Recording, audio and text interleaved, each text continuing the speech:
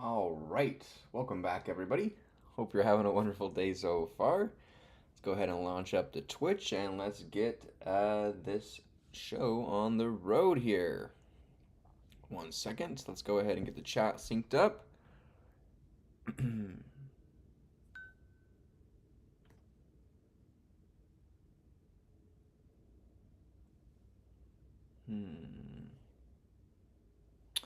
me see here. Let me pop out the chat, grab the link, close that, close that.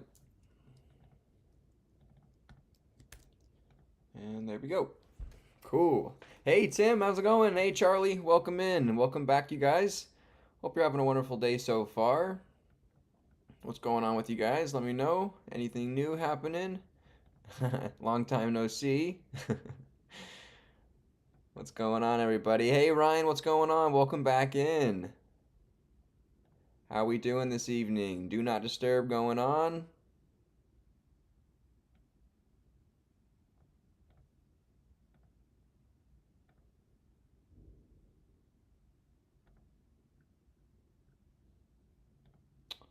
Hey, Carlos, welcome back in. All right, today, so, all right, you guys, so today marks we are going to be diving back into Harvard CS50X Week 9 on Flask, but this time tackling the problem set rather than the lecture.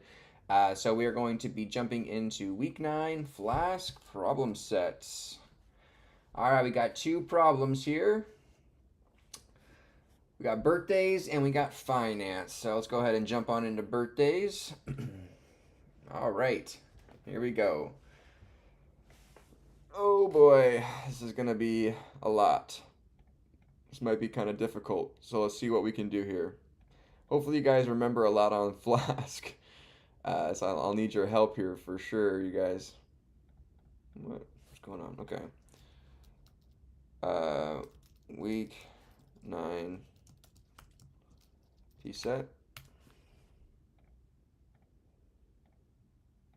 Let's go on in here. Okay, here we go. Birthdays. Problem to solve. Create a web application to keep track of friends' birthdays.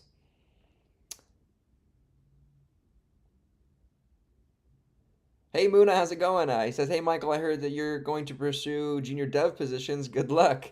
Yeah, so for those yesterday, I announced that I think I set a hard date for myself of June 1st to when I'm gonna start maybe trying to send out some applications. That gives us a little under 3 months to really get things into gear and polish up our skills in terms of, just continuing on really with our journey, but maybe just ramping it up a little bit. I'm going to try to do, daily uploads on the channel as well as streams just so I can be more familiar with the material as I'm editing it and watching it back. It's just more and more interaction with it will obviously increase our skills.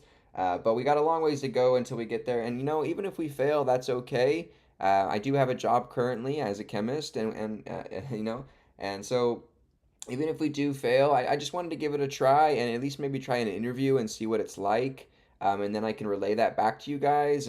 But at the end of the day, I just really enjoy learning coding. And if we can do it, for a profession, that'd be great. And that'd be cool as well. Yeah, so June 1st, 2025 is I think the day that we're going to go ahead and start sending stuff out. So join along if you guys are excited for that as well. Have you started Fluent Python? I wasn't able to watch the last stream. Yes, we started Fluent Python yesterday. We started chapter 1 back in the background here, and we have been reading chapter 1 in Fluent Python. It's been really good so far. I actually did read a little bit on my lunch break today at work, try hard mode. Yeah, so it's been interesting so far. We're just getting a lot of really review in these first couple of pages regarding the special methods in Python, the dunder methods, really kind of wrapping our head and understanding what they're actually doing on a core level. And actually, I knew what they were and what they did, but actually I didn't know each one of them and how to exactly manage each one of them because there are quite a few of them. So it's going through quite a bit of them and giving some examples. And I'm really trying to go through and get some good notes on it. Charlie says you can be a freelance and stay with your current job. Anybody have any information about being freelance? I don't really know anything about that. Muna, I've been going through a bit of crisis because I got into a good CS program, but wasn't sure I wanted to pursue CS because of the market. However, I've taken the time to really research what's available beyond software engineering. I've grown much more interested in it. I may even try to pursue hardware/computer engineering. Yeah, exactly. I think it's a pretty versatile degree, and so you can do a lot with it. And I really think that there's a lot of that naysay going on, and but at the end of the day, the people that are really, really passionate about computer science and the material at its core, in terms of their personal uh, personality, is about computer science. I think that at the end of the day, those people will prevail and be successful, and I'm kind of hoping to be one of those. So I hope you guys are as well here with me. Um, Mike has a drive I've rarely seen before. Wow, Tim, thank you so much. I appreciate that. That's very kind. That's really kind. Thank you so much, Tim. You're awesome, man. I appreciate you coming in every day as well. I briefly consider going to med school, but that's way too long for me. Yeah, I was going to go to dental school, and I decided to opt out. I wasn't for me either. So I started. I became a chemist instead. I just kept going with chemistry and got a job as a chemist, kind of luckily, and started what I was doing. Hey, Wing Hong, welcome back in. Okay, let's get started here on the birthdays. All right, let's download the source code here. So let's go open integrated terminal.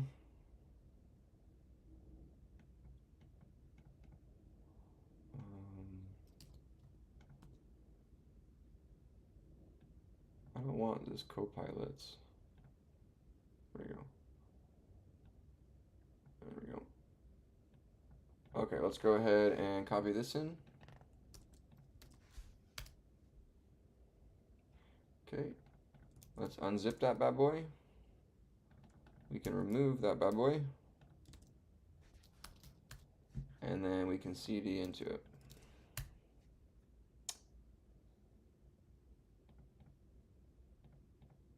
What happened?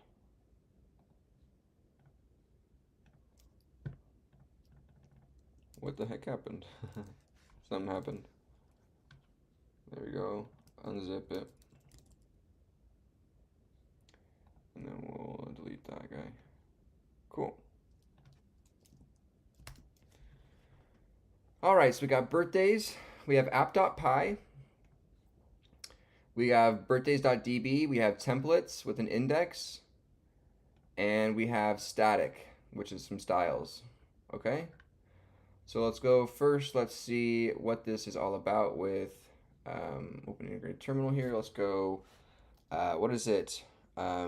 Run flask,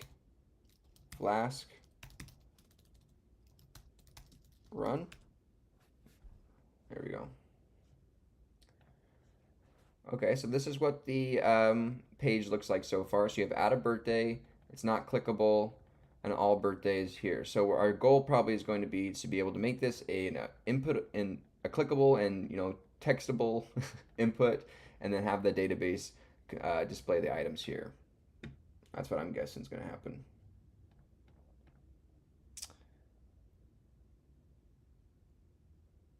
Put in my birthday, Mike. Yeah, we'll have to. I'll use yours, Wing Hong.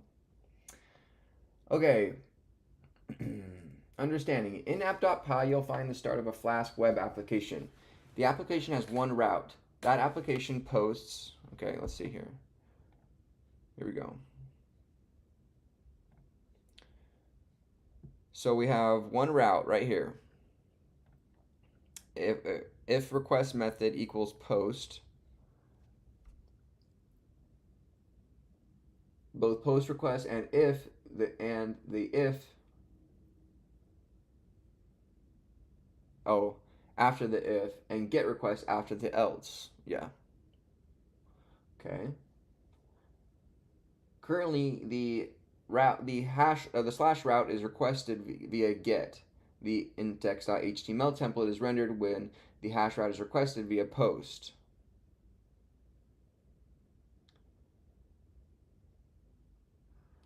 The user is directed back to slash via get. Birthdays.db is a SQLite database with one table birthdays and has 4 columns: ID, name, month, and day. There are few rows selected in the table, though ultimately your web application will support the ability to insert rows into this table. In the static directory in CSS is a css.styles file containing the CSS code for the web page application. No need to edit this file, though you're welcome to if you like. In the templates directory is an index.html file that will be rendered when the user views your web application. Implementation details. Complete the implementation of a web application to let users store and keep track of birthdays. When the /route is requested via GET, your web application should display in a table all the people of your in your database along with their birthdays. First, in app.py, add logic in your GET request handling query. Add a logic in your GET request handling to query the birthdays database for all the birthdays. Pass all of that data to your index.html. Okay? Simple enough. So in app.py, add logic to your GET request in the else statement here, right? Handling the query. Okay, so let me just quickly take a peek back at our notes for like Frosh IMs here, and let me look at app.py here. So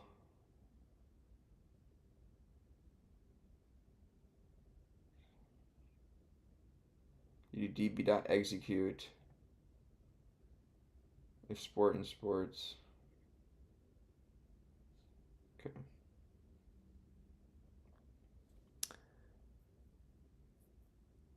Muna says, "Are you going to prepare for elite code style coding interviews?" Honestly, I don't know. Like, what do you guys think?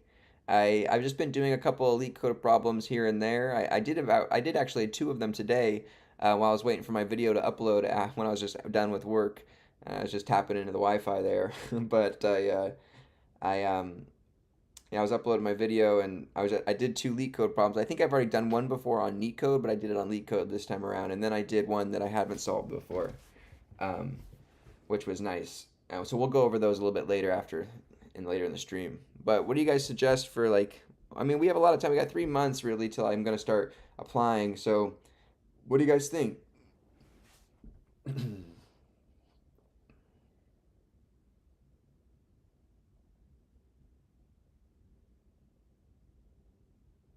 In app.py, add logic in your GET request.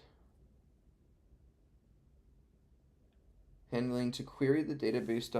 Okay, so birthdays is equal to db.execute. Do we have a database? Yeah, we do. Right, and we want to execute select all from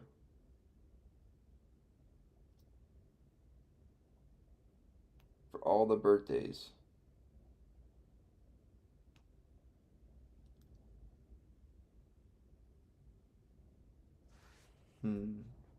That's what I say.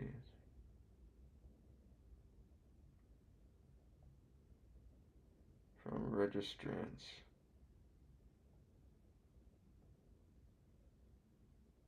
Okay, so our schema then for the DB is ID, month, name, day.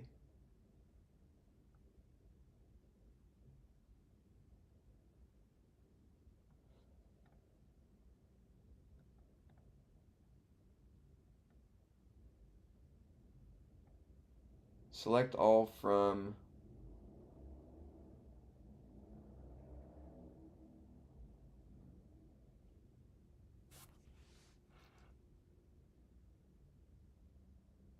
Can I just say select all? Like that rather, just to see what it's like.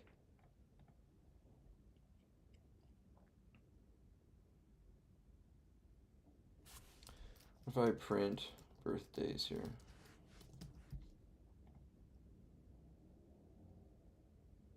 Invalid syntax.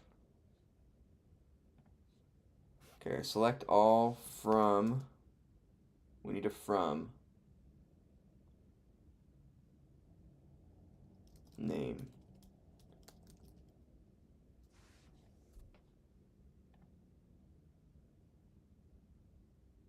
Invalid syntax again.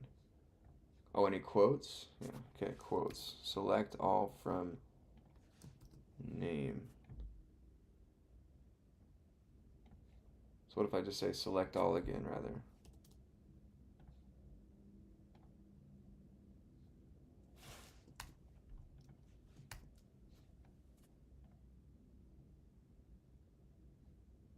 It won't, it's not gonna run the print. Okay, won't run the print. Okay, let's pass in birthdays is equal to birthdays.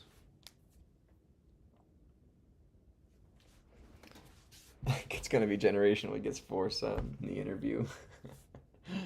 That'd be bad luck. Right? So shows. Let me go to shows, app.py. Execute select all from shows. Okay, so I do need to say select all from birthdays.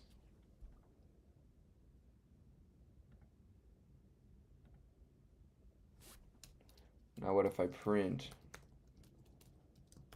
birthdays here? No, still no. Okay. Okay. So now let's see here.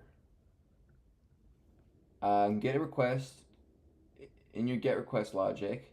Request handling to query the database's DB for all birthdays, pass that data to index. Then in your index.html, add logic to render each birthday as a row in the table. Okay, so we'll go to index.html.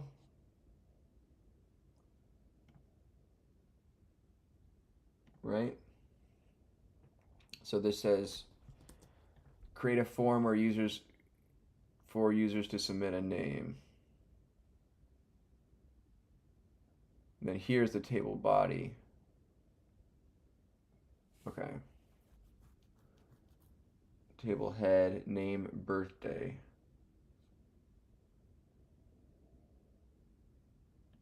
Okay, so we want to do from birthdays, select name, birthday from birthdays, right? Those get passed in.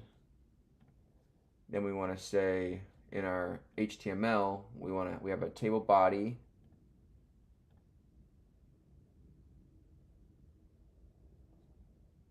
So then what does the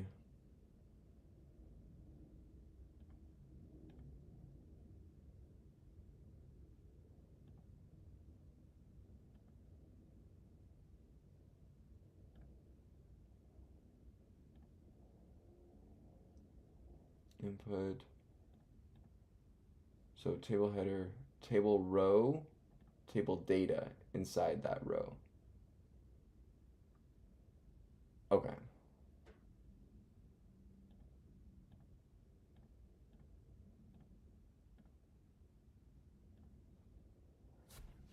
Okay, so this is table row,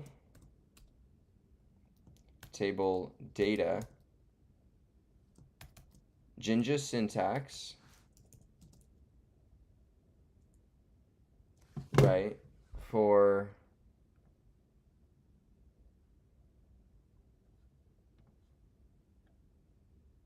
okay, we'll say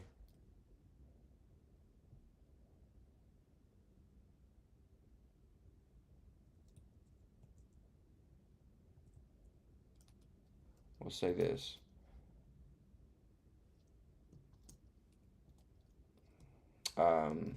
For birthday and birthdays, right? All right, we'll come in here, make a table row for that birthday, make a table data point for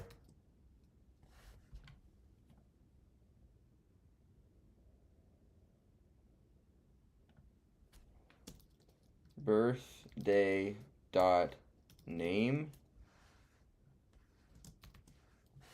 and then birthday dot birthday. Birthdays dot name. No, birthday dot birthday.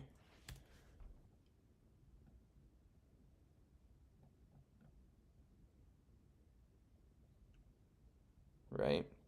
Hey Magnet, how's it going? Hey Avinash, welcome back in, you guys. Appreciate you all for joining me this evening. It's great to hear back from you. Let me know what you guys are studying this evening, what you guys are working on, and what are your goals? What are you trying to accomplish tonight? If you guys could, leave a thumbs up on the stream. It really, really helps to keep our stream getting promoted.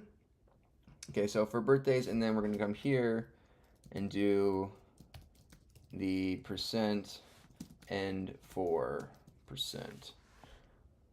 So that'll create a table row with these two data points for every birthday and birthdays. Right?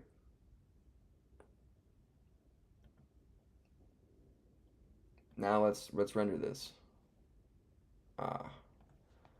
Let's see here. Can we go inspect? Console, no. How do you see the errors again? Oh, in my terminal here. Let me bring this down.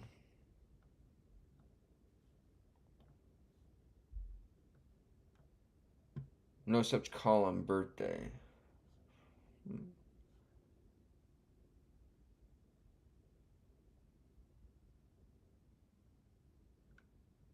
Okay, you have a month and a day, so we need month and day. Okay, so we'll go back to our app.py, select name, month,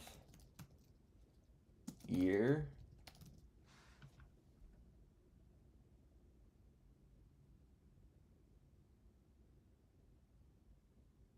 Oh no, so we don't want year actually, we just want day and month. Right, from birthdays. And then in index.html, we're going to do name, and then here is going to be birthday dot day, and then we're going to copy this, put a slash birthday dot no day here, sorry, month here. Okay, let's see now. Yo, dude, oh my gosh, I honestly did not think that was gonna work. Woo! Okay, we got Ron, Harry, and Hermione. We got their birthdays. Yes, let's go. We are. So what we did here was we successfully were able to execute a SQL prompt or query to gather the name, day, and month from birthdays, save that as in a variable, pass that into our index.html render template, and then create and generate table rows with two data points inside. The first data point resembling the name column for the header of table birthday name, and then table data month, day. Let's go. Okay, next up. Next up.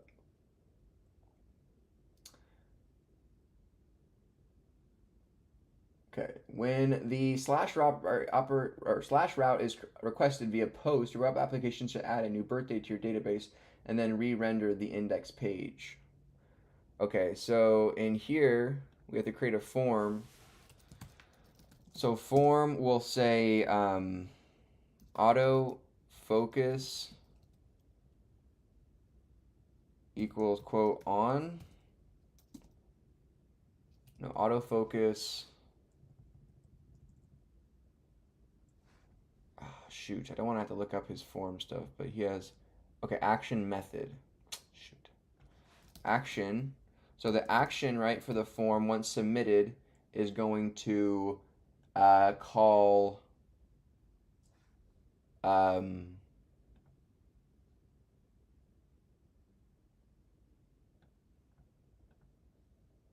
slash, right? It should reload the page, so slash, and then method is going to equal quote post, right? We're going to post some data. Okay, let's open up that form. Let's add an input tag with autofocus, right? Is that on or off? Okay, no thing, autocomplete is off. So autofocus, autocomplete equals quote off. Autofocus, what else do we want to have on here? We gotta give it a name. So name is going to equal to, we'll say name here, I guess. Um,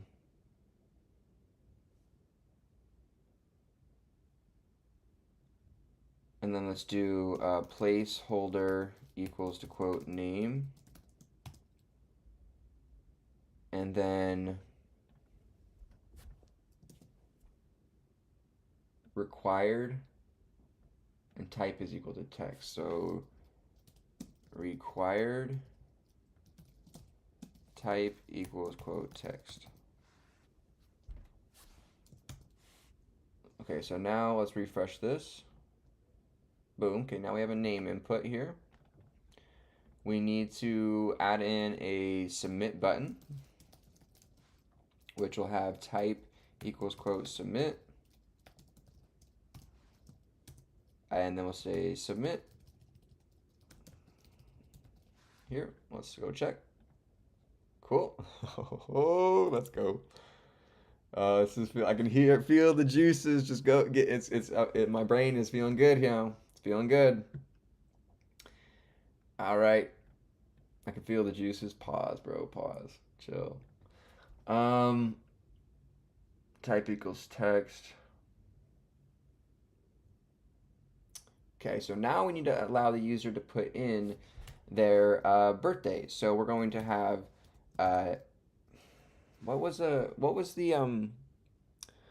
what's the in HTML, what is the drop down menu?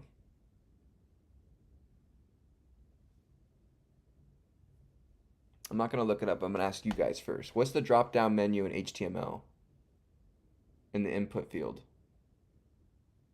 or in the form field if it's not an input? Unpause. I need to be unpaused. Select. Okay.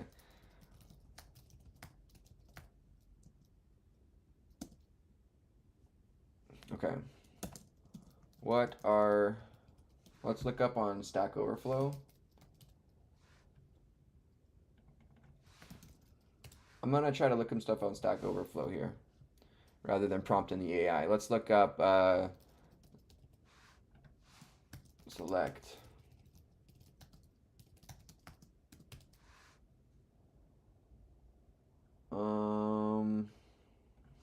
HTML.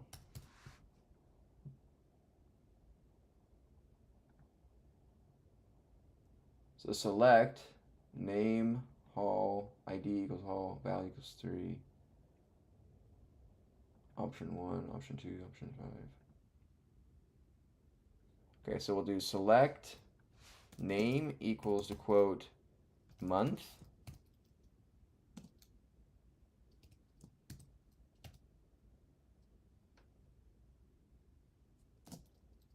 We'll go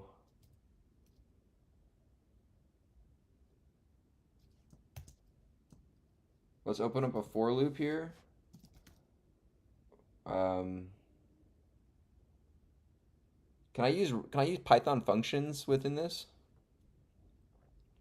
Like, can I use like for val in range of 13, right? Go ahead and make a option where we'll insert inside here the val, and then we will end the for loop, right? Does that work? Yo, oh my gosh, except we can't have a 0. Okay, let's go. Okay, so we need to do from 1 to 13.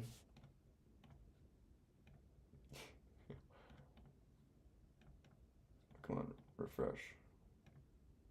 Yo, come on, I'm getting it. All right, so now we want to say, though, for the option,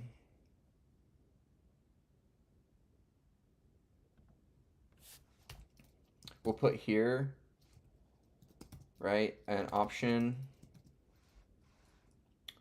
of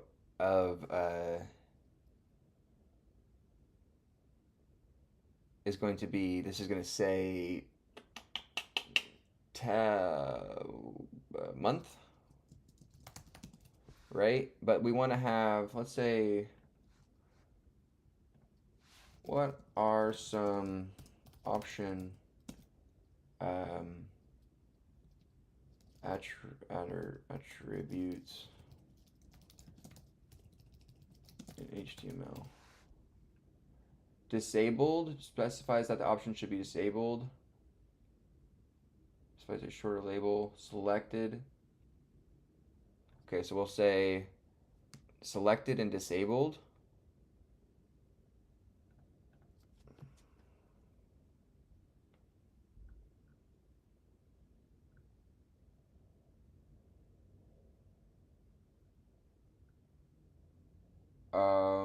Value equals text.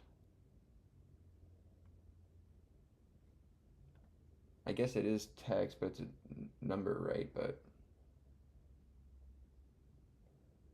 okay, so where were we? We're here, month. So this is going to be disabled. This is going to be selected. And this is going to be, right?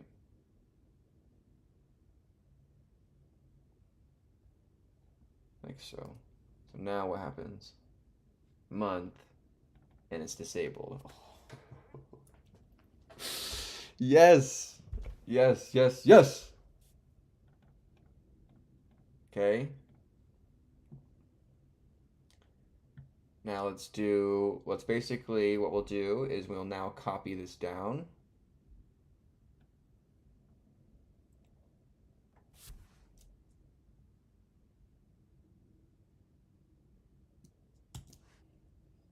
Oh, whoops.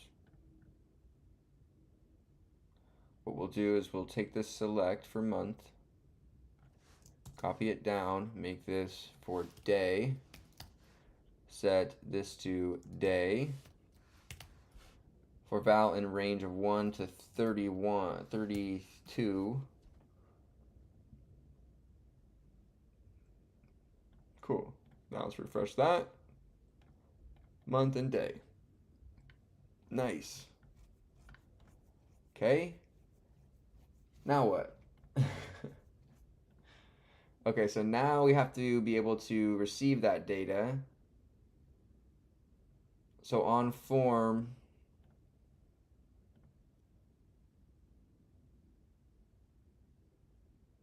so select have required as well.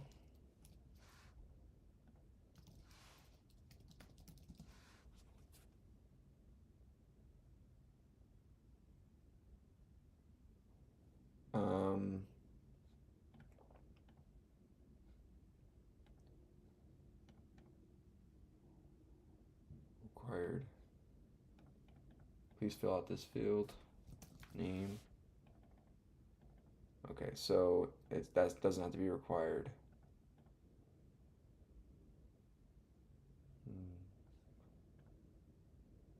Option tag. How to make option tags in HTML required.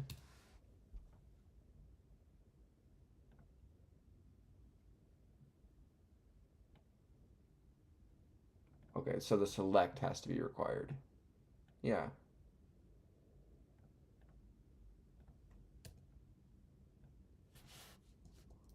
Why isn't that working?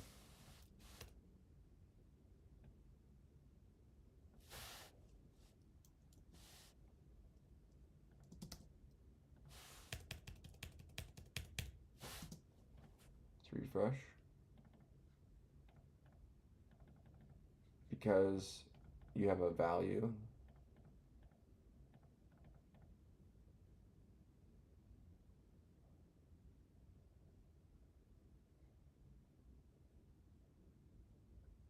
Hmm.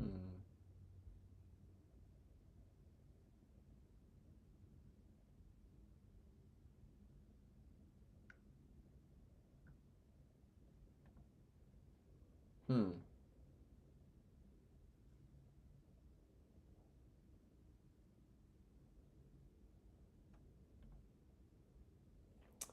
Anyone know why this is not required?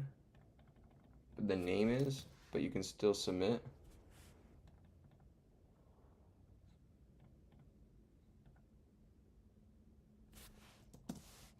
How to make a select tag required. Hey Outlaw, welcome back. I appreciate you for joining me here. Options. Required. Disabled. Selected. That's what I'm doing. I'm doing disabled, selected.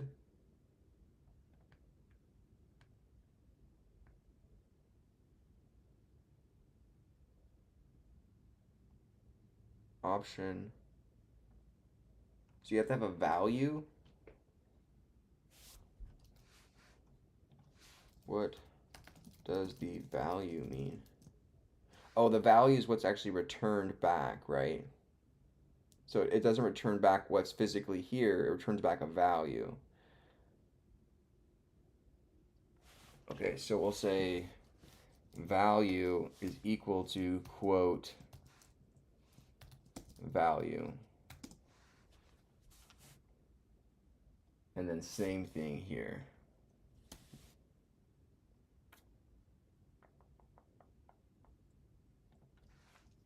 Right. So value is equal to, this is going to not be value, this is going to be equal to um,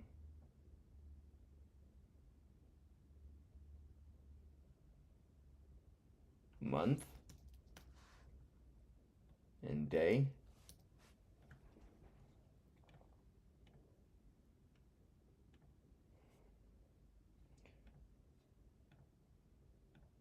The required attribute ensures that you select an option before submitting. The first option is set to disabled, then selected. Prompt used to pick an option before choosing a valid choice.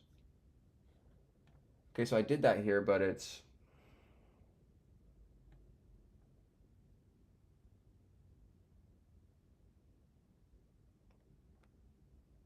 so I'll take my form.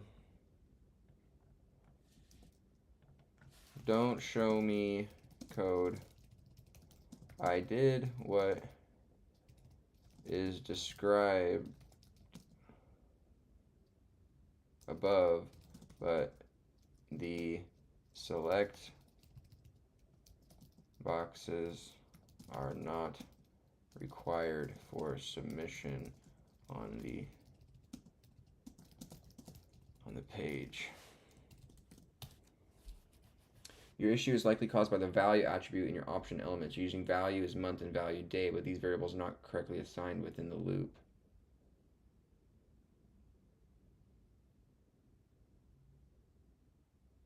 Oh no, okay, so we do want the value, sorry, so value and value. Or sorry, so val, sorry, val.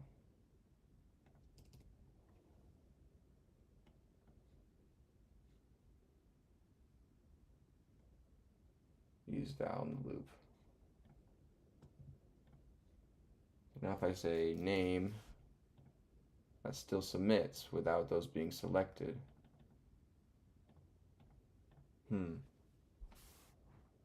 Form submit can refresh page, look at the backend to see if the data is coming in.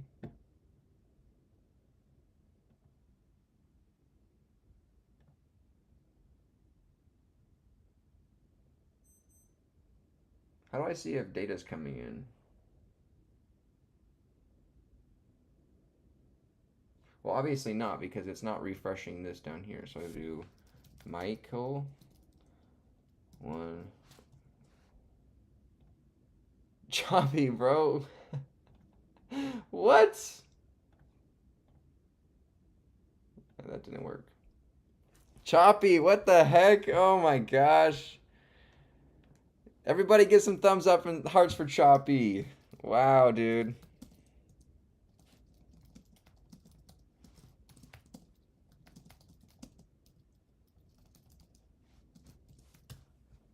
Wow. Thank you so much, Choppy.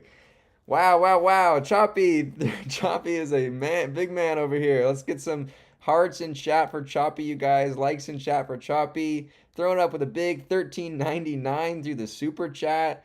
Thank you so much, Choppy. Honestly, wow, wow, wow. That's crazy. That's the biggest donut we've gotten yet. Mr. Chopskers, thanks.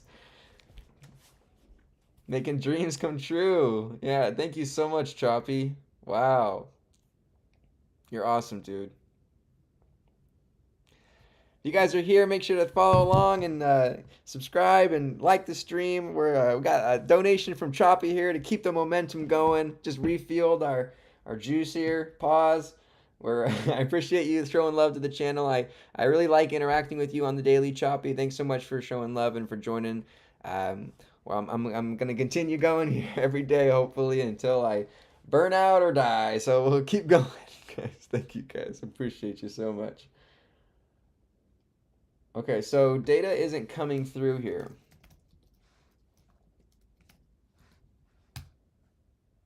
Right, it should be populating data here. Okay, so we're not getting the post request. That's why.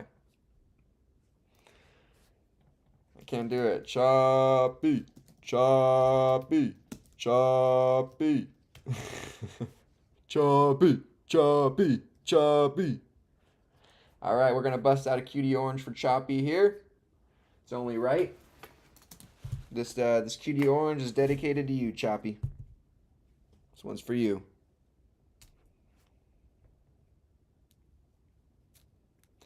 Muna says, are there any particular dev positions you're interested in? Web dev, Android dev, etc.? Probably not front end positions. It would probably honestly be more back end or data related positions.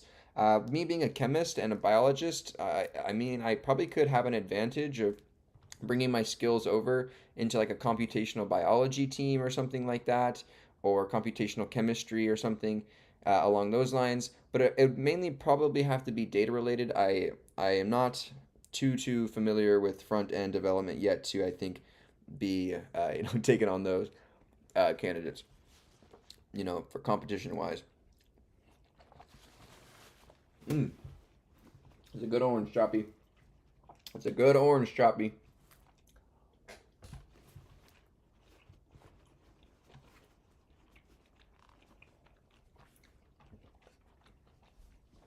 All right. Nice, Tim. Nice, Mr. Tim. Okay, so now we need to add in the post request to actually get the data. So if the request is post, we're going to save, well, we're going to bring in a name, right? A month and a day, right? We're going to do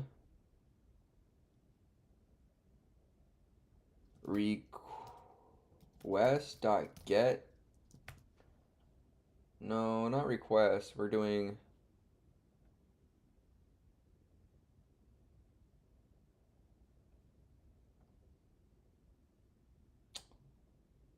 when this app.py request.form. Okay, so we're close. So we do request.form.get. We're going to get the name from this form. Simple as that. But it's quoted. Okay. Right. Okay. We're going to do the same thing for the month.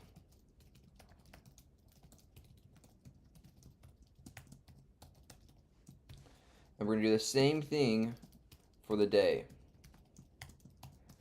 Still can't get over it, Choppy. Or making me smile over here. Thank you so much, dude. I'm honestly truly grateful, Choppy. I know that a lot of maybe streamers, you know, you'll throw them a couple bucks and they'll kind of just pass over you and move on to the next one. But me being a kind of a smaller guy here and just on my own and been doing this day after day after day, it really means a lot. And I know I don't ask for anything, you know, monetary wise from you guys. All I ask is just, you know, follow along and throw a thumbs up, and whatever else happens is just cherry on the top. And so, and what this is really about is the learning that we're doing here. And so, you know, thank you, Choppy, and thank you everyone for just supporting. And truly, I brag about you guys all the time. My family, they ask about me and ask about, you know, they're like, "How's your stream? How are your viewers?" I'll mention some of you guys, and you know, I have this guy that keeps coming in. He's talking to me, and they think it's just crazy, and you know, it's quite fun. I don't know. It's just crazy. I'm pretty bad at describing it. Sorry. Okay, so in our post, add a new birthday to your database in the re-render. First, in index.html, add an HTML form, and then in app.py, create logic in your post request. So we'll say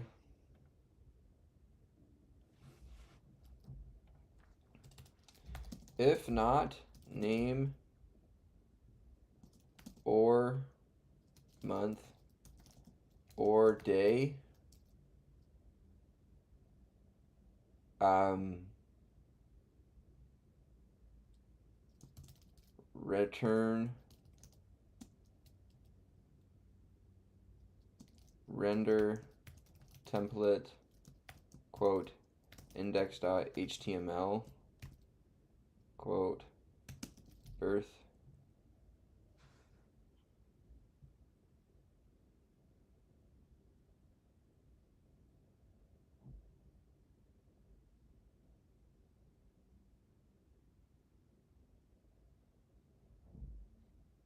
Okay, I'll do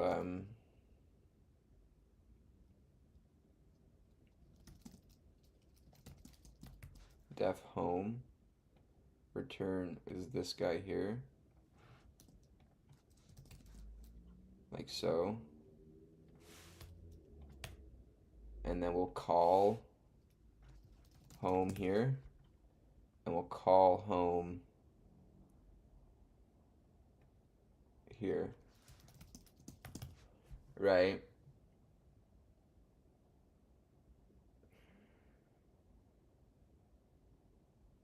If not named data, we'll go just right back to home, right? If any of these are blank.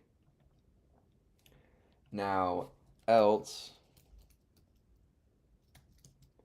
right? Meaning you have values for all of them. We need to add it to the database, right? So how can we add to database?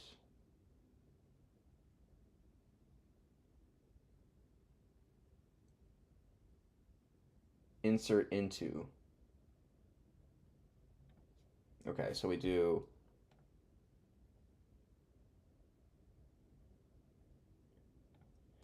db.execute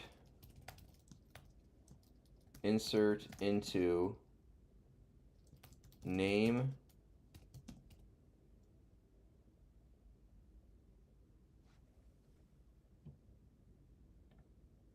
insert into name so insert into birthdays name need a quote, right? Name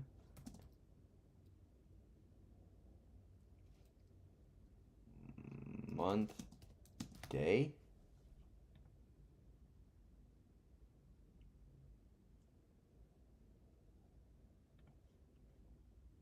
Yeah, name month day, and then we provide the values,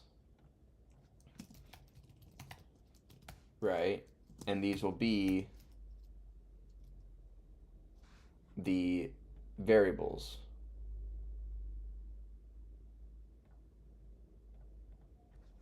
Right, so we have 3 of them.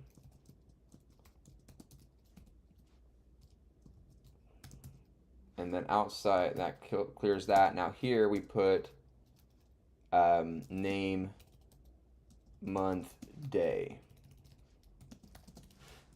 Right?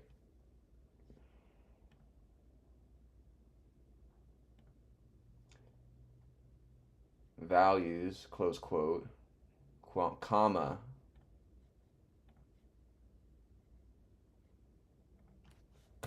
name, month, day. Okay, so that'll insert into the database. And then we call home.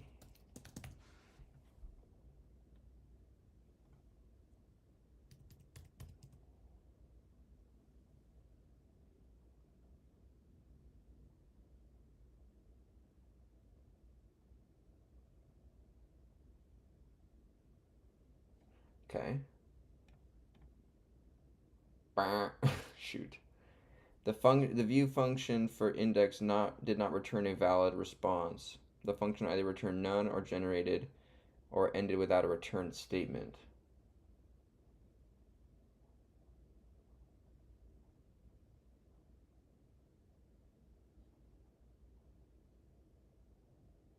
Return.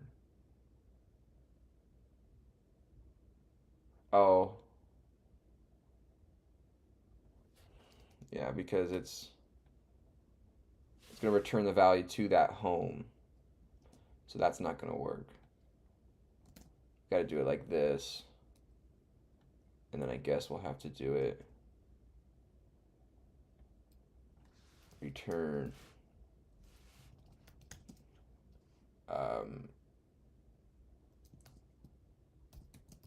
Is it like that? Is that how you return the route? No, index.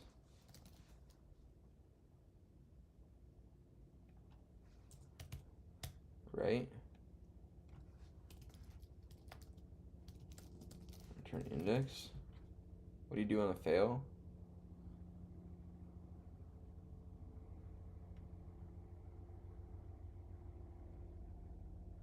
You render template.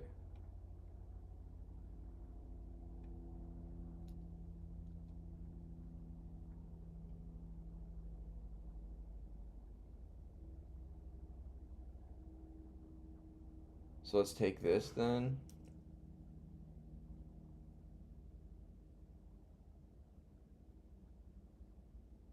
We'll put it here.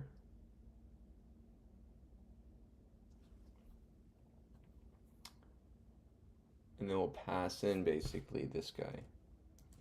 Here and here. Okay.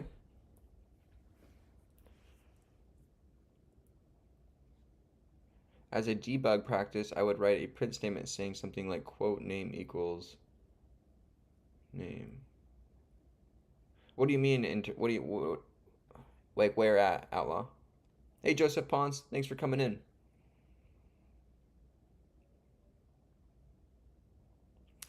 But yeah, back end boys. Pause. We're on the back end. Jesus Ramos, hey, thanks for coming in. I appreciate you. You motivate me too, man. Thanks for the support. You're awesome, dude. All right, let's see here. Michael, 123.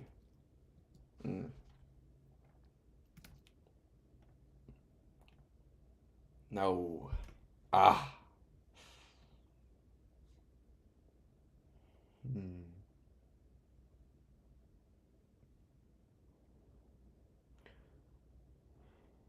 If not name.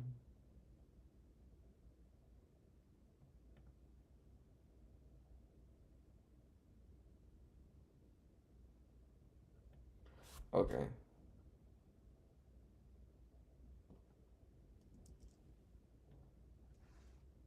We need to gather at that point in time.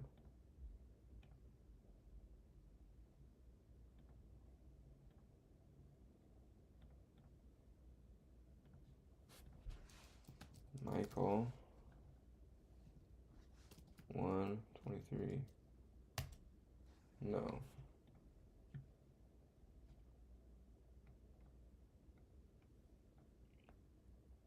When the post executes, I like to log out of the data. That's the way I can know if everything's getting post. When the post executes, I like to log out of the data. That way I can know if I'm getting into the post function.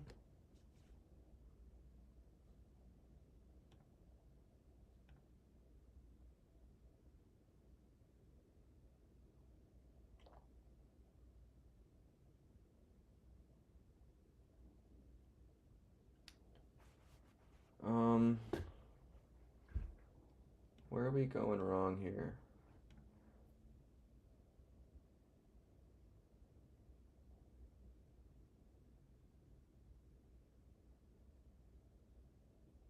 We insert.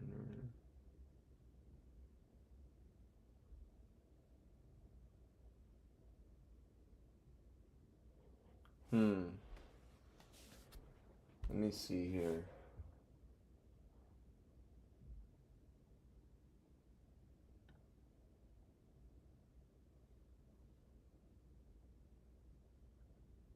The code is generally well structured, but there are few areas of improvement. The condition, if not named, seems incorrect. You should check if any of the fields are missing, not just name or not month or not day. The select query to fetch birthday is repeated multiple times. Consider refactoring in a separate function to avoid duplication. Error handling. There is no error handling for the database operations. Comments to do are helpful.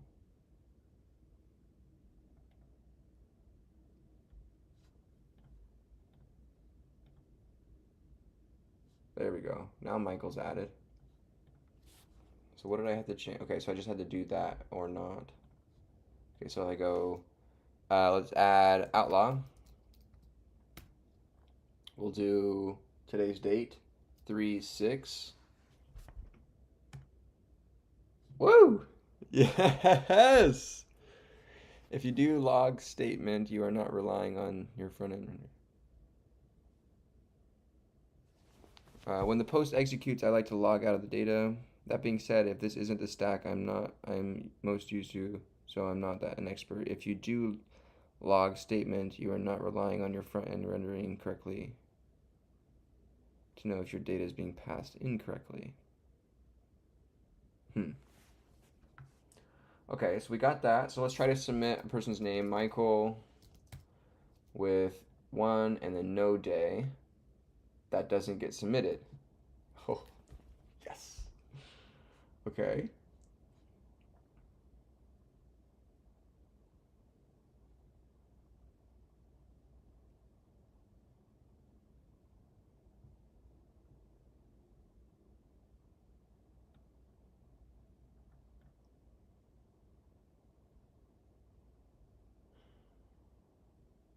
Okay.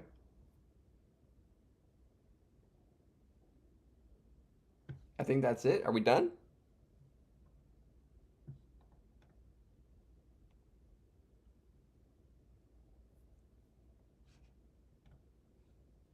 Right? You delete or edit any additional features of your choosing.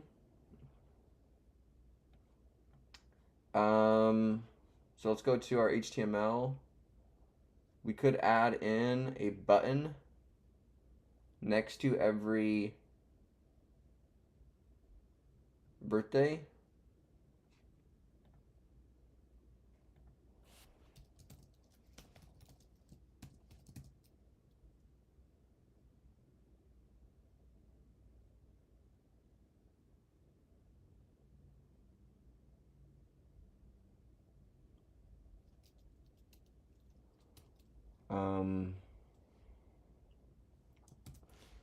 So how can we delete the birthday? So we need a button to be able to submit.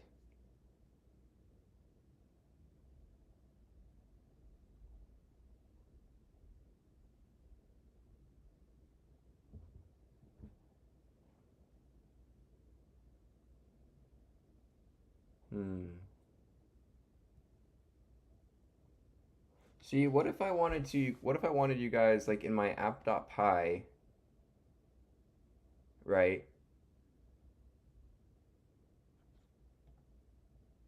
Right, I'm calling request.form.get, right?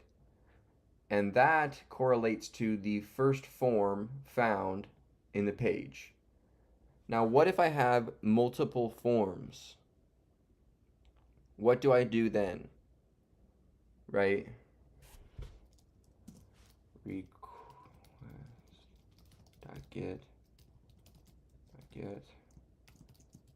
What happens if I have multiple forms and want to get data from the second? If you have form was submitted.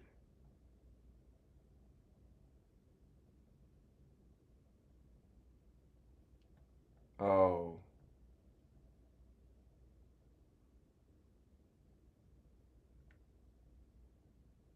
request.form. Different name attributes.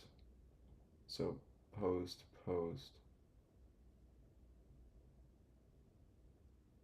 If form ID.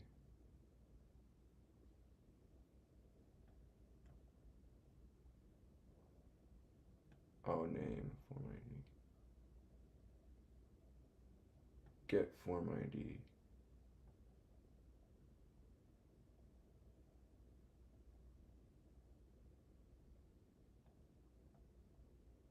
If request method is equal to post, you get the form ID from that form. If it's this one, you get the username is this one, you get the email.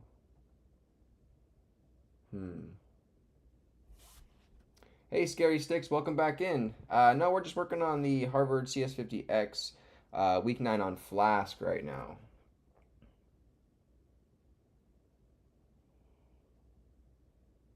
So, what if I wanted to remove data?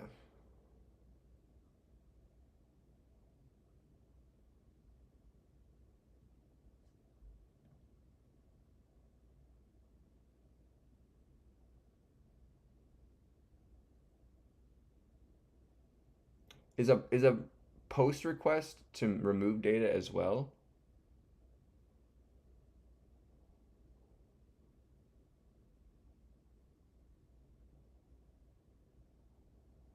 So,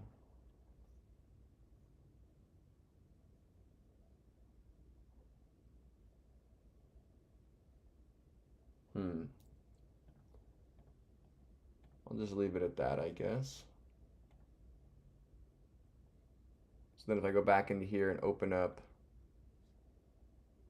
birthdays.db,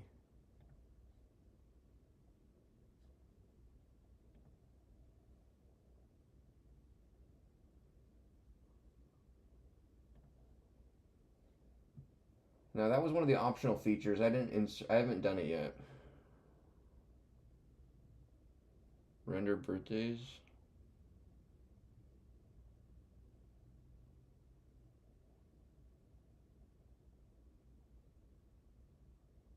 I think that's it.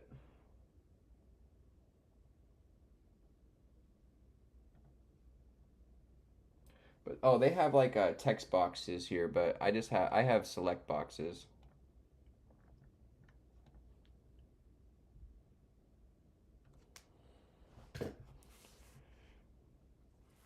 Create, read, update, delete. Yeah, that's what they talked about in the SQL week.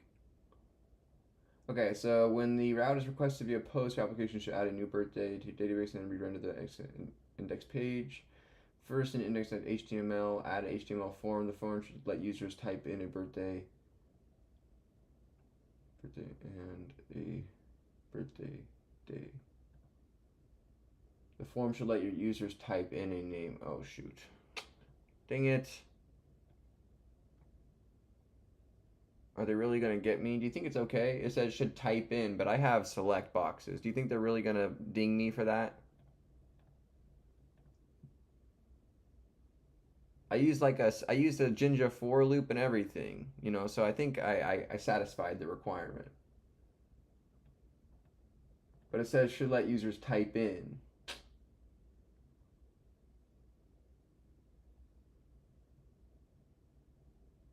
To that action.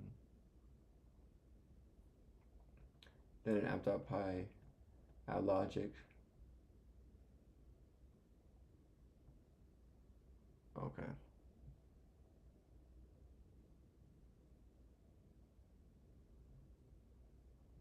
Right, so if we wanted to add in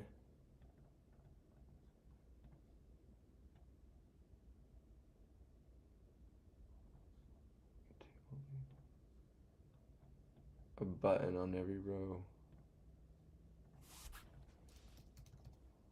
Hello. It puts all those buttons there. But I want table data button, right? I'd have to go like this. Table data button, right? There you go. And then this would be delete, like so. Ooh, whoops. Like that. And then we would go type equals quote submit. So this will submit on a table data, right? So we'll go to our app.py.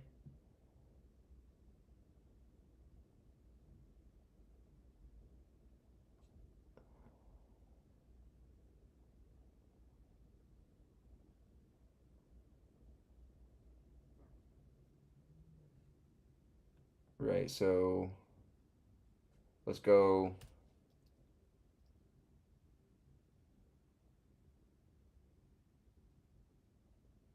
if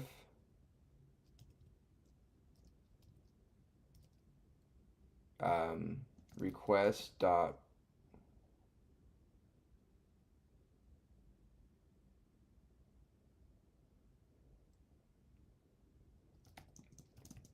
so you can't say dot get just to get.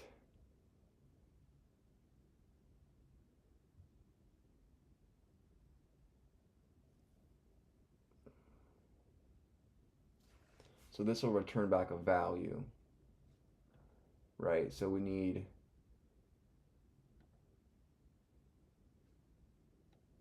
right, this will return back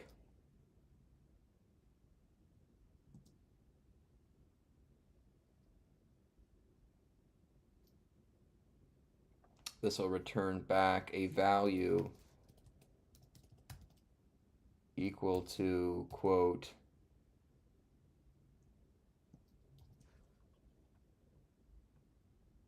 birthday month.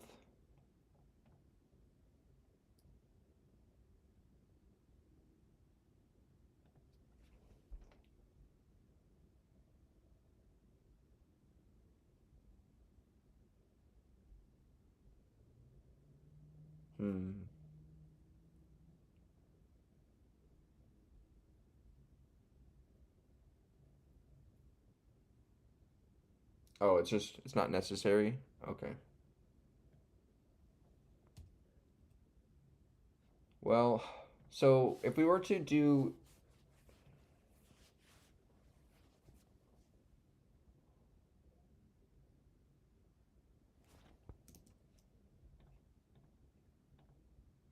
if we were to do delete buttons for each item, would I need an item number to also be specified? So I could retrieve back that unique number?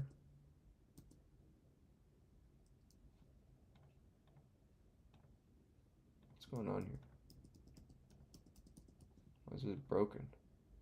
Oh, this.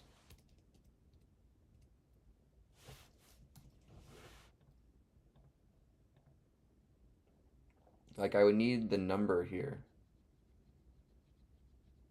so I can return back that value.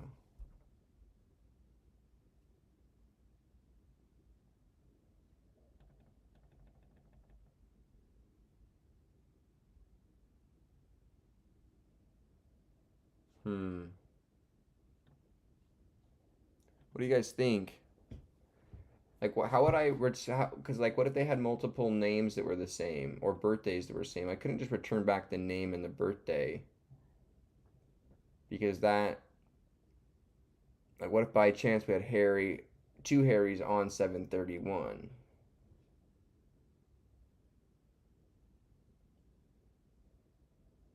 Well, I guess it would delete the first occurrence, right? But that technically isn't correct, even though visually it would look correct,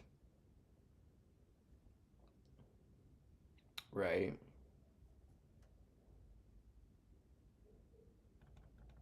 Hmm.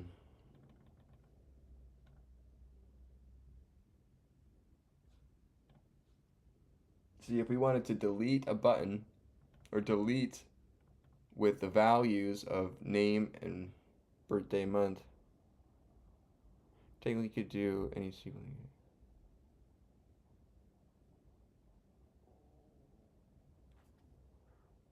ID is best practice. Technically, you could do any SQL to get the row. Good practice is always have an ID. Okay, so there is an ID associated with these within the schema, right? So we need to also get the ID, right? And pass that in. So let's get the ID.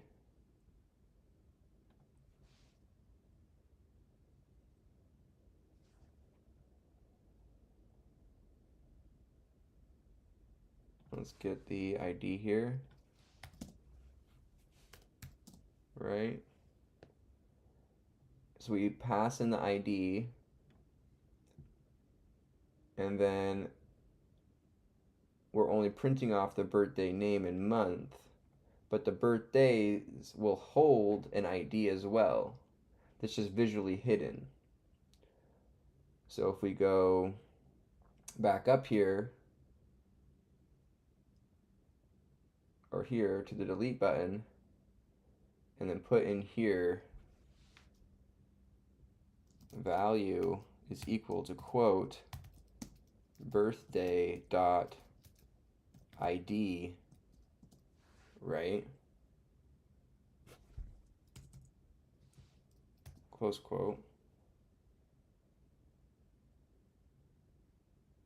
So then if we go back to app.py,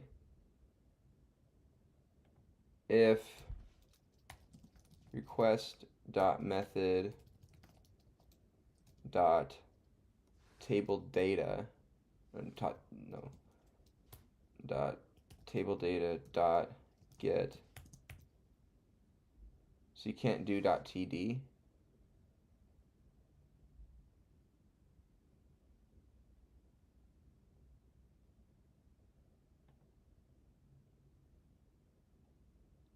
So we'll save this. We'll save a value as um, this will be ID.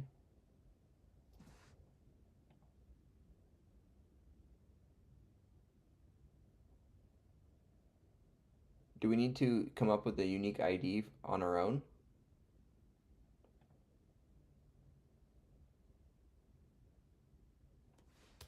ID is equal to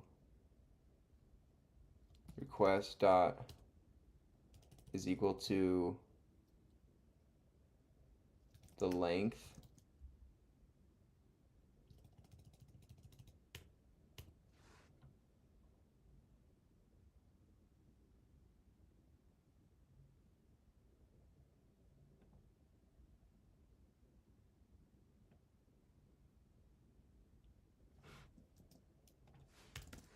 goes there. We'll put ID is equal to the length of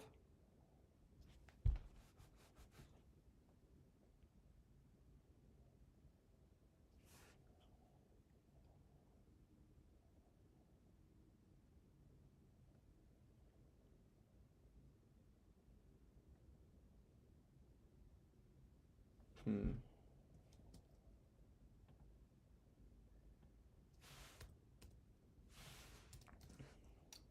ID is equal to length of birthdays.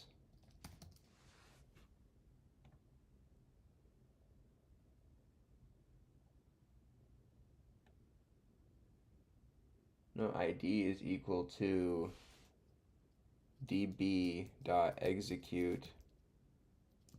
quote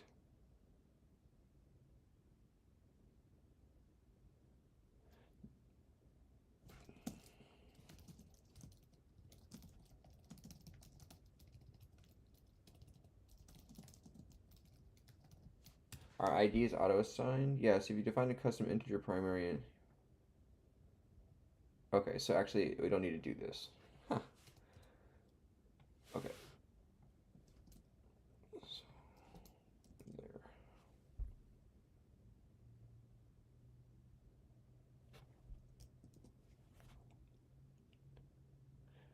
Yeah, that's what I was thinking, right? Outlaw is if we had to do it manually, we could have just taken length of birthdays and then increased by one from there to get the ID.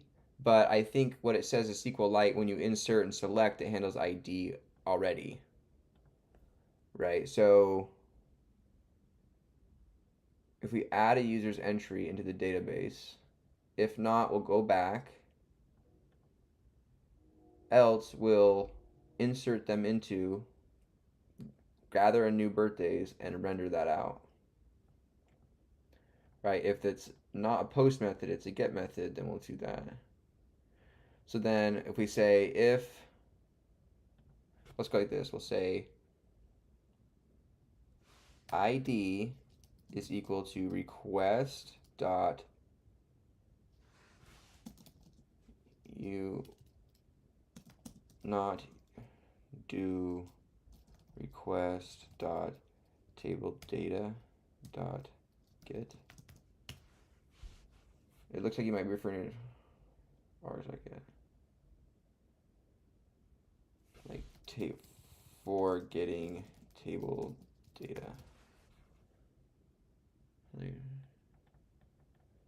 Table data is a valid method. Yes. Yes, the TD tag. If you're trying to get data from the TD element,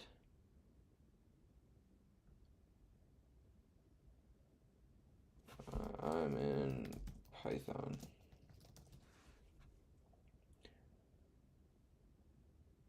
Not beautiful soup. I'm not using beautiful soup.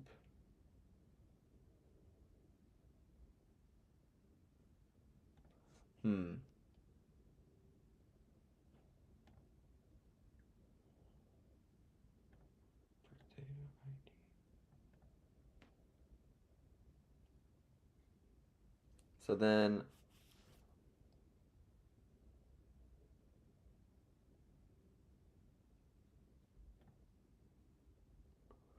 okay, so we'll put this all in a form, I guess.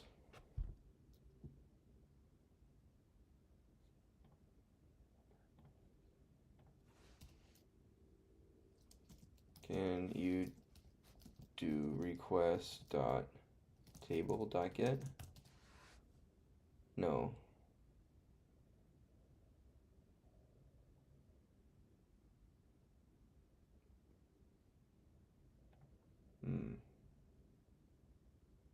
So we'll need to wrap this in a form again, I guess.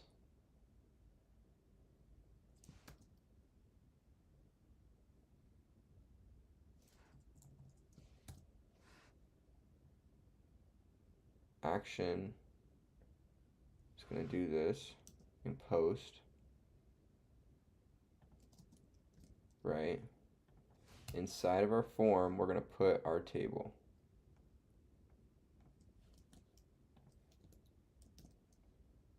Okay. We'll put a ID equals table, right? Get form dot get quote. What do you say here?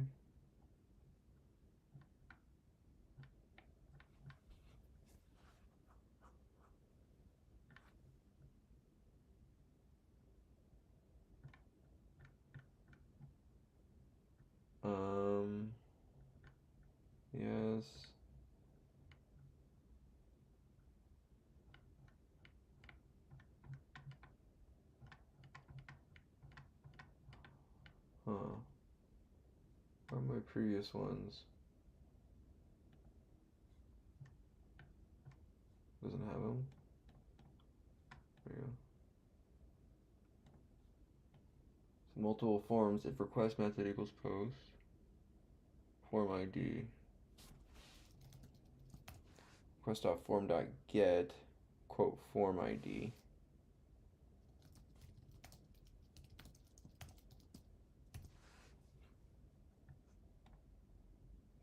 Form ID.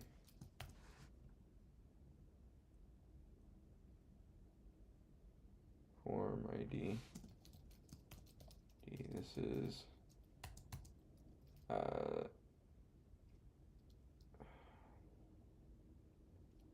new meeting.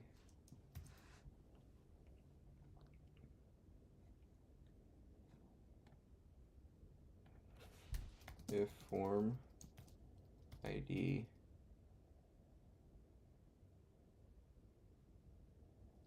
equals to quote new b-day, right, we're going to do this.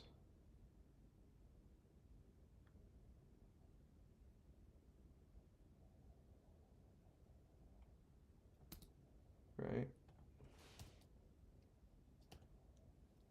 elif form ID equals to quote table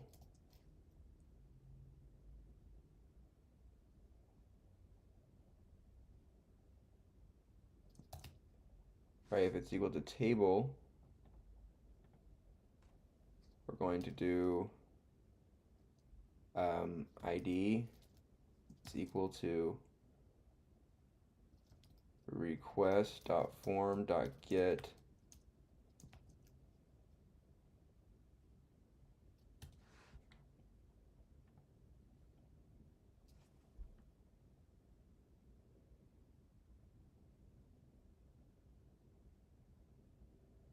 button as a value of birthday ID when submitted.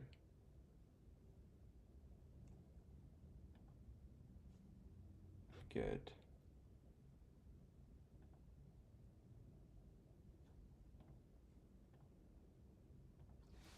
name equals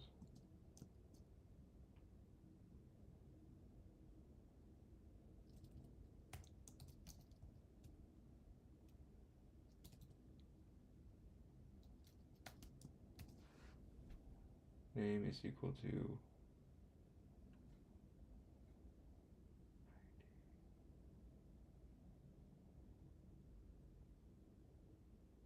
because they're all going to get a button with that ID though, with that name.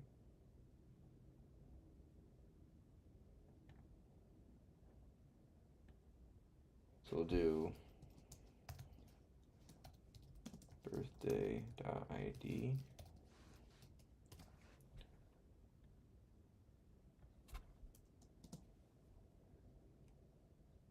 We do that though, we can't get it because we don't know.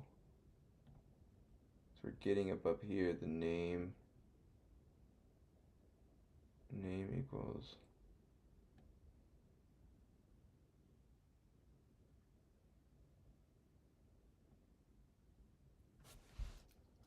ID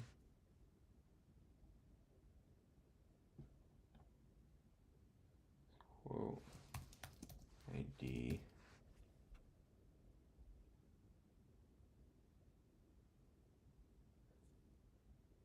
a separate method delete, not post.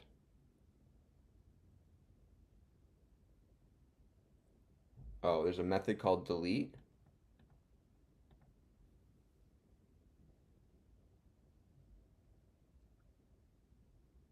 So birthday would have a method of delete. Action ID table, name ID, values, birthday ID. ID, we'll do db dot execute quote delete.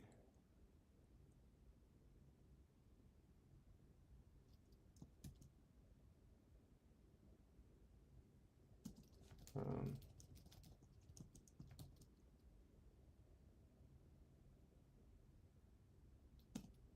um, where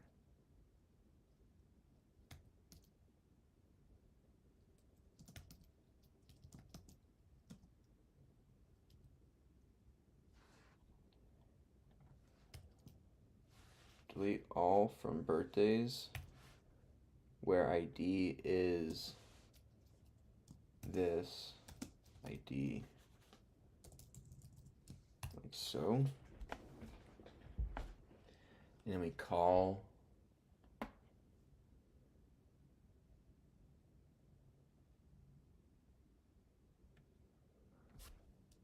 this guy here.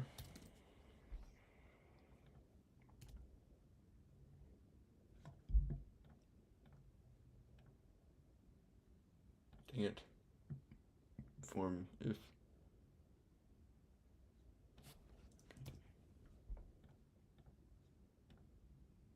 dang it. To view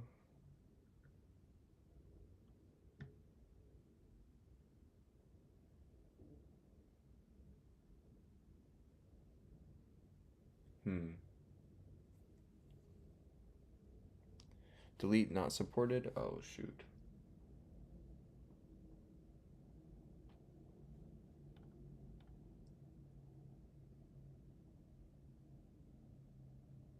So we need to post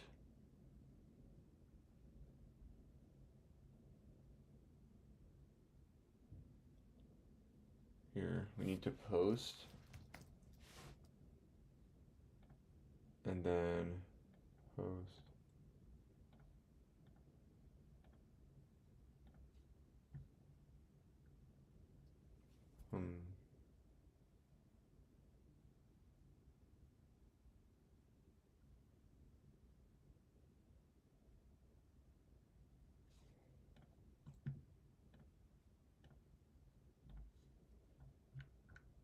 Type error. To view the function for index and not return a valid response, the function either return none.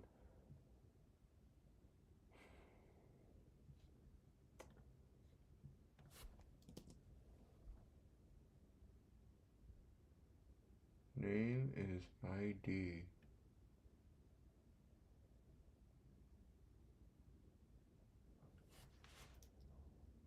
Delete.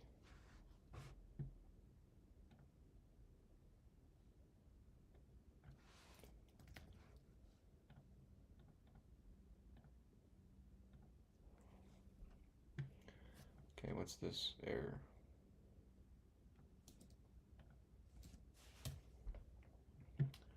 This error means that Flask route is not requested. Valid response.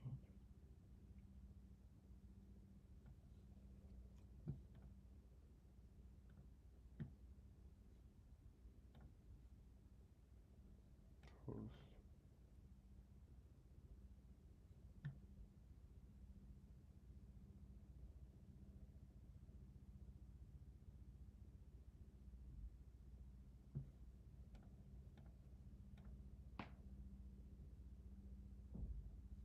I'm gonna take my form here and see what it says.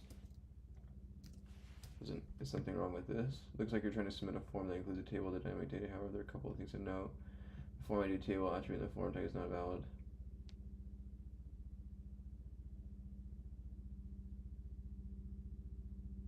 ID is equal to table. Okay.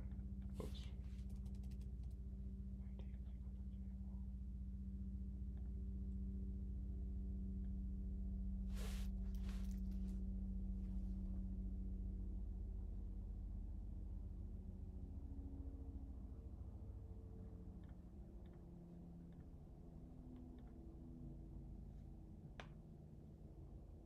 Action postman name birthday.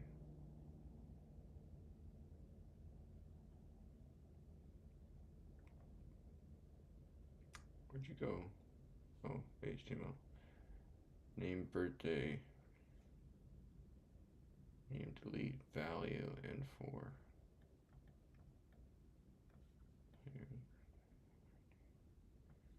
Okay, it likes that. Now let's Let's see here. Let's do the design 50 on this guy. Your code is generally rushed up. There are a few areas. Code just duplication, error handling. Delete query should use delete from instead of delete.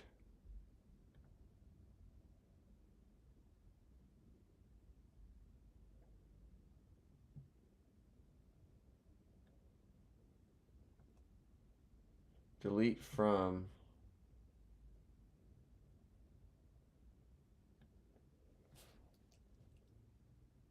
Where ID is.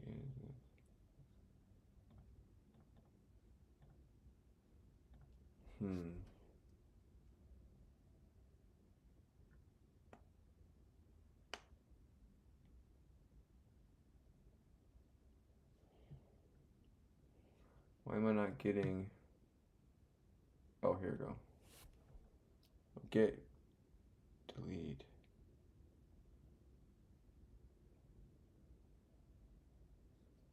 Form ID, get quote 2.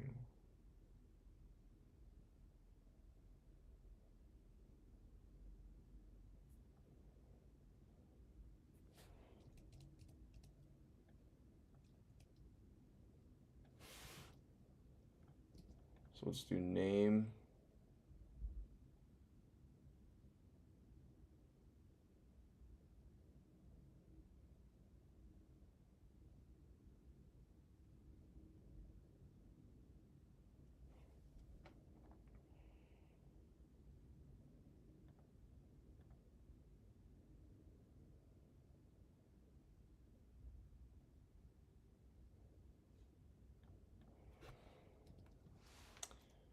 ID equals request dot form dot get quote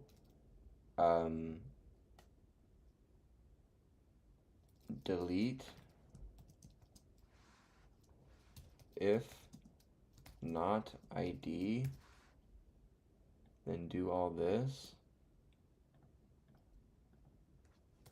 else ID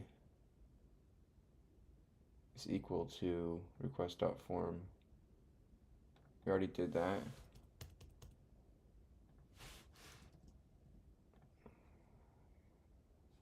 How about that? Okay, now if we delete outlaw. Yes. Oh, but it returns name. Okay.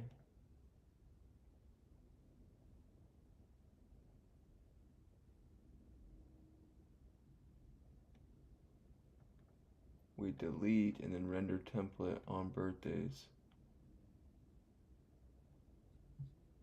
And then we run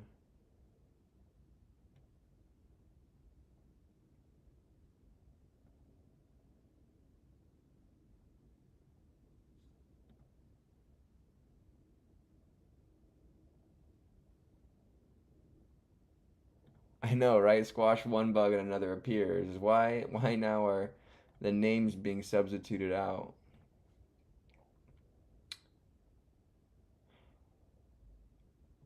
So it should be rendering back our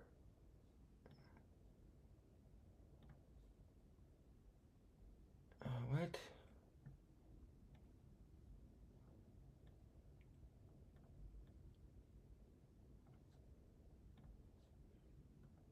Actually, select ID. Oh, ID, comma, name. There we go. There we go. Now if we delete Michael. Yes! Woo! We did it, guys. All right, that's it for this one. I wasn't sure if I was going to be able to do the delete, and we got it. Yeah, I wanted to push ourselves there and see if we could do it. We did that. We learned that right here, right now. Nice.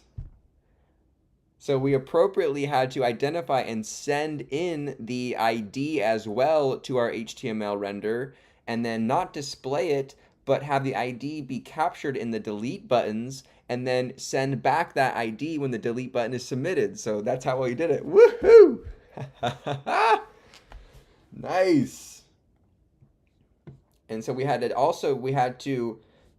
also check to make sure that if we got a delete on this ID, if we got a delete request, get request, then for this post, then we would do this. Else we're going to go ahead and do this. So let's try to add it back here. Let's try to add Michael. Let's do 123. Come on, or let's see. Make sure this works. Come on, 23, please.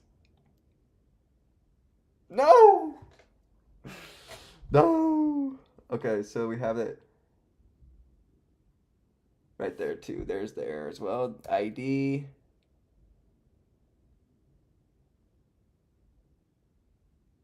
Okay, now that should work. Let's reload. Let's delete. Delete. Add in Michael. 123. Yes! One bug squashed, another one arises, but we squashed that one. Got it. Woohoo! I do not like Flask framework. Good job working through it. Yeah, this is our first ever, work through with Flask. But what makes you not like it, Outlaw? I don't think it's too bad. I think once I kind of wrap my head around it, it kind of has made sense a little bit here, and it makes sense. It's just that once you kind of have to wrap your head around the syntax for the like the inserts and stuff for the HTML, like this crap.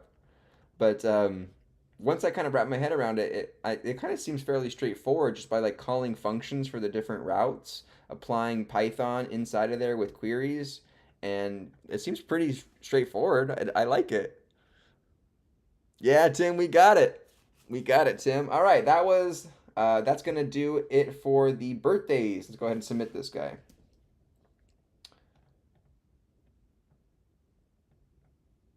All right, let's go ahead and submit this guy.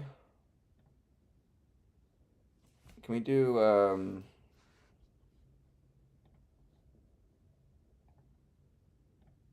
like Flask stop? That runs. Control C stops. There we go. Okay, so now if we go Control V, or Command V, I mean, submit 50. So I hopefully they don't mark us wrong for yeah, Tim, funny enough that you mentioned that I have a sister named Jordan. So you hit it right on the head, Tim. So we able to, but we kind of altered it slightly on our own. What we did is we instead of using text boxes for the individual date, month and days, we use drop down menus. I'm jaded. I don't like Python that much. I also don't like how you interact with the HTML. Most front end frameworks will eventually likely will be JavaScript based. Oh, gotcha. Yeah, so is the benefit of Flask is that it's Python based, so you're able to use Python, but you're talking about like other is there like what are you talking about like Next.js or like React.js or those frameworks for JavaScript front end? Tim, yeah, thank you so much, Tim. All right, cool. Let's go ahead and put yes right here, and let's submit that guy. Off and away. Goodbye.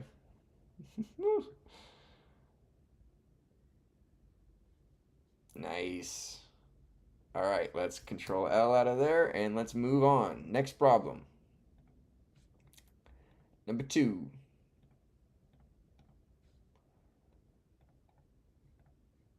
Let's do CD dash dash.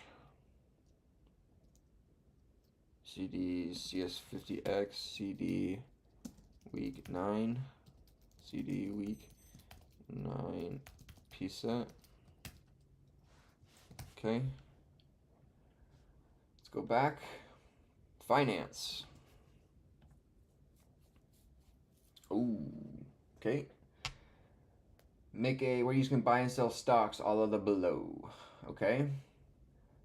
Background. If you're not quite sure what it means to buy and sell stocks, here, read a tutorial. Now we're all right. You're about to implement CS50 Finance, a web app via which you'll manage portfolios of stocks. Not only will this tool allow you to check real stock prices and portfolio values, it will also let you buy, okay, quote unquote, buy and sell, okay, quote unquote, sell stocks by querying for stock prices. Indeed, there are tools. One is known as IEX that let you download stock quotes via their API using URLs like that. Notice how Netflix symbol NFLX is embedded in this URL. That's how IEX tokens know whose data to return. That link won't actually return any data because IEX requires that you use an API key, but if you did, you'd see a response in JSON formatted like this. Okay. Notice how between the curly braces there's a comma-separated list of key value pairs, with a colon separating each key from its value. We're going to be doing something very similar with our own stock-based API. Getting started, we'll download the source code.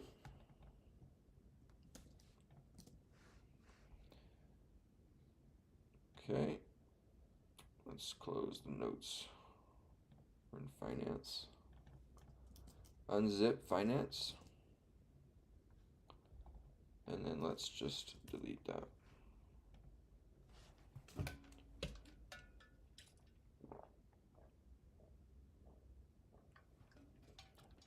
AJ Brady says, same here, not a big fan of Python for building applications. Amazing for scripting, though. Interesting. What do you guys suggest for frameworks for JavaScript frameworks rather than Django or Flask? It doesn't matter if it's in language A or B. It matters of learning the concepts. It's a good idea. Probably translates. Thanks, Edwards404. I had to do something like this for a JP Morgan take-home interview test. I had to display movements in a graph of tracked stocks. Wow. Take-home interview test. You get paid for the take-home interview? All right. Let's see here. Running. Start Flask built-in web server with finance. Okay. Flask run. Okay.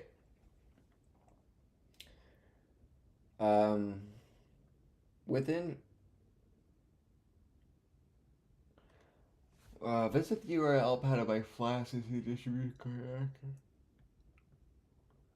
You won't be able to log in or register yet, just though.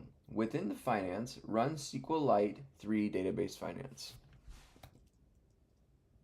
Oh, I didn't mean to control L there. Here, let's control L here. Let's go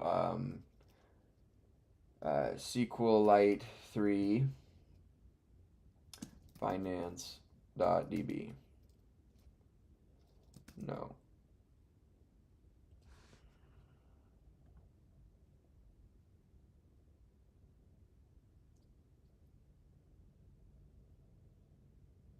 Within finance.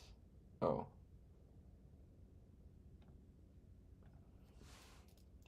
SQLite 3 finance.db. Okay, let's do dot schema.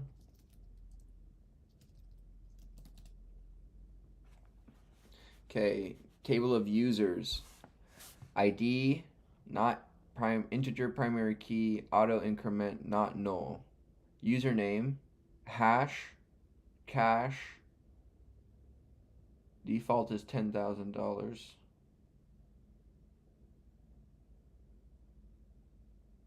Create unique index username on users.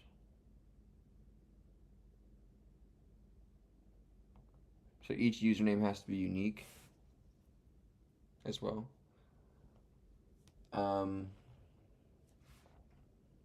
Take a look at the structure. Notice how by default new users will receive $10,000 in cash. But if you run select star from users,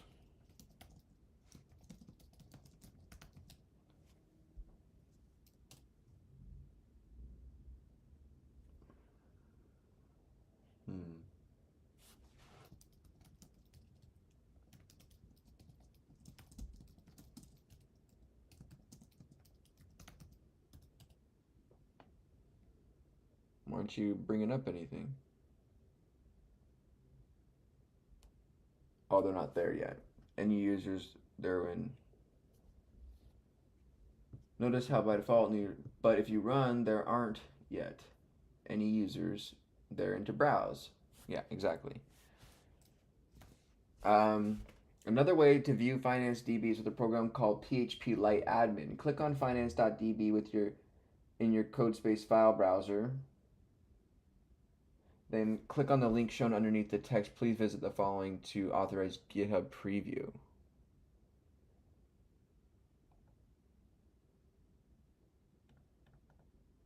Open a PHP Lite Admin.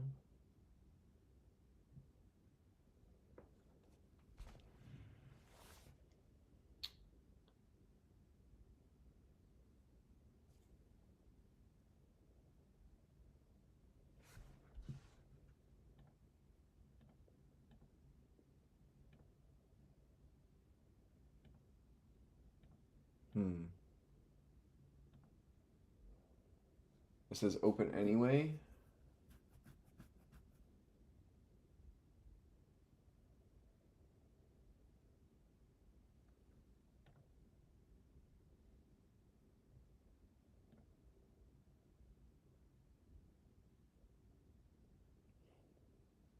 Hmm.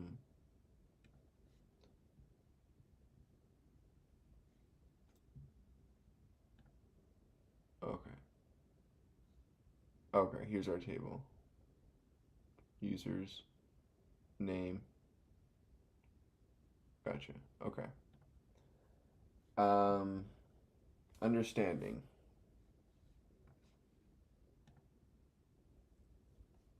Open up app.py. Atop the files are a bunch of imports.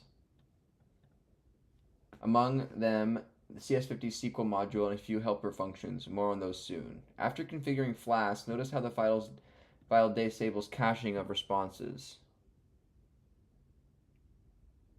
False. Provided you're in debugging mode, which you are set by default in your CS50 code space, lest you make changes in some file. Notice next how it configures Jinja with a custom filter, USD.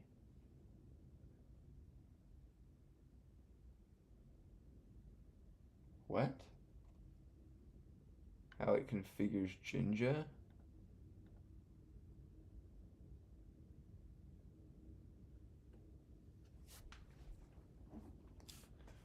Notice how it configures Jinja with a custom quote filter, USD, a function.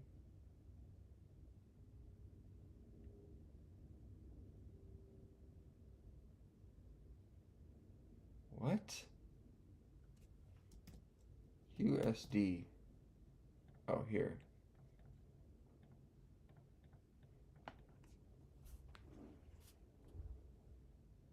A function defined in helpers.py that will make it easier to format values as US dollars. It then further configures Flask to store sessions on the local file system, as opposed to storing them inside of digitally signed cookies, which is Flask's default. The file then configures CS50's SQL module to use finance.db. Thereafter are a whole bunch of routes, only which two are fully implemented, login and logout. Read through the implementation of login first. Notice how it uses db.execute to query finance.db. So we'll do login, route, slash, by, history, login.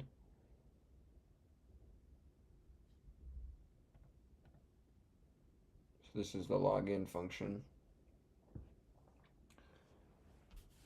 Also know how to use the check, and also know how to use the check password hash.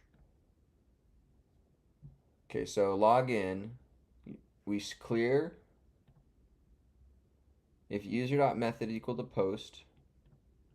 If not a username, return we need a username. If not a password, we need to return a pass error, right? Rows equals db.execute. We select all the rows from where username is equal to the username given here. Ensure the username exists if the length of the rows is not equal to 1 or not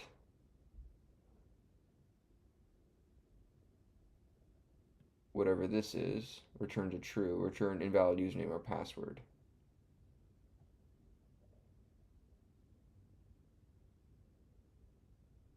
Turn on session ID. Okay, gotcha. Also notice how login remembers that a user is logged in by storing her user ID and integer in session. That way, any of the file's routes can check which user, if any, is logged in. Finally, notice how once the user has successfully logged in, logging will redirect to the home, taking the users to the home page. Meanwhile, notice how logout simply clears the session. Notice how routes are decorated with the login required.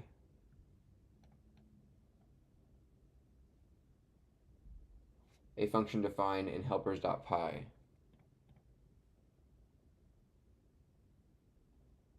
Login required F.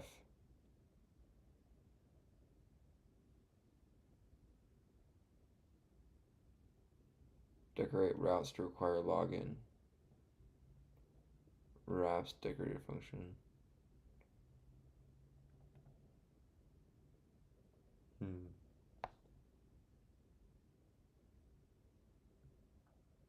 Notice how it ultimately renders a template, apology.html. Here. Next, within the login required file.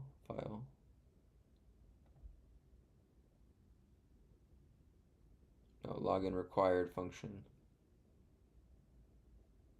Next in the file is login required. No worries if this one's a bit cryptic, but if you've ever wondered how a function can return another function, here's an example.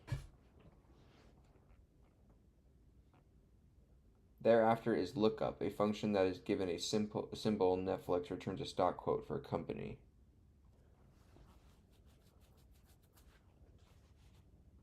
For a company in the form of a dictionary, 3 keys: name, whose value is a string, price is a float, and symbol is a string, and canonicalized uppercase version of stock symbols. Uppercase version of stock symbol, irrespective of how that symbol was capitalized when passed into lookup. Note that these are not real-time prices, but do change over time just like they would in the real world. Last is the file USD, a short function that simplifies the format a float as US dollar. Requirements.txt. Now take a look at requirements. That file prescribes the packages on which the app depends on. Static. Glance into static, in which you'll see style CSS. Gotcha. Templates. Now look into templates in login HTML. In login HTML, it's essentially an HTML form stylized in Bootstrap. In apology.html, meanwhile, is a template for an apology. Recall that apology in helpers.py took 2 arguments: message, which was passed to render template as the value of bottom, and optionally code, which was passed to render template as value of top. Value of top. Notice that apology HTML now, how those values are ultimately used, and here's why. Last up is layout.html. It's a bigger version than usual, mostly because it comes with a fancy mobile-friendly nav bar. Navigation bar also based on Bootstrap. Notice how it defines a block main inside of which templates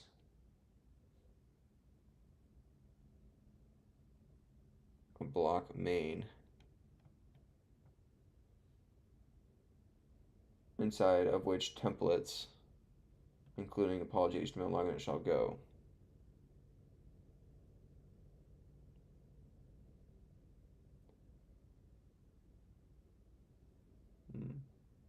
Oh, gotcha.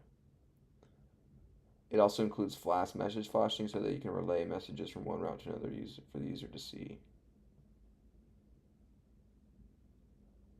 Specification: register. Complete the implementation of register in such a way that allows the user to register for an account via a form.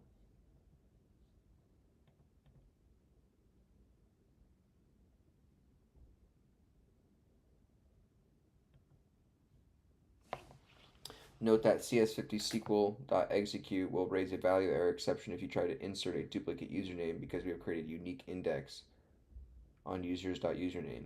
Be sure then to try and accept to determine if the username already exists. Where do we write this at? In register? A function called register? Oh, here.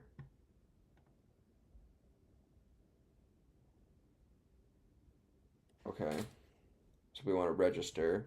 So in our login.html, we have a form action. Okay, so let's go back to app.py.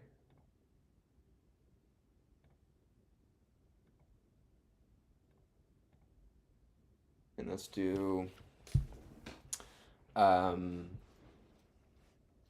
this is going to submit a what? An input for a username and an input for a password. Right? So username is equal to requests dot form dot get quote username. Ooh. And then password is equal to request dot get dot form dot get quote password, right?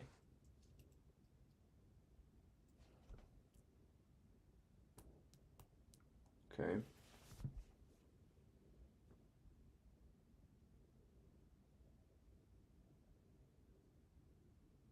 Okay, so we'll go try to get a username and password except for a value error. We're going to run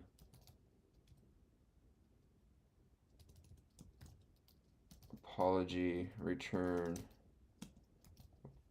apology, right, something or other.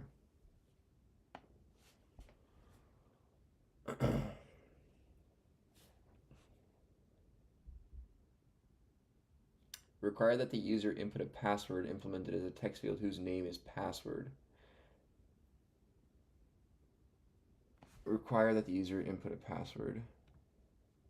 So password needs to be required. Require that the username also give an input. So this would also be required. Give a name, his username.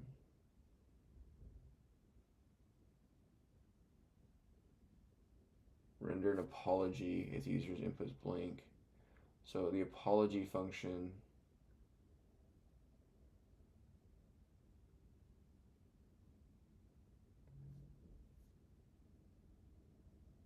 notice how it ultimately renders a template. So in apology.html or in app.py we have an apology function. Oh, in helpers.py, sorry.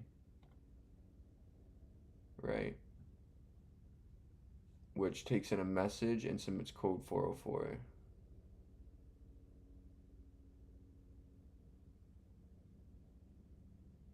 And then renders template on that message.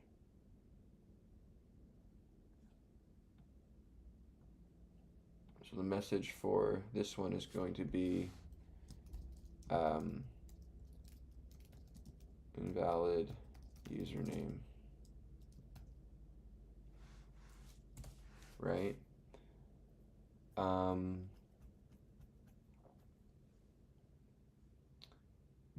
if I go here, no, let's see.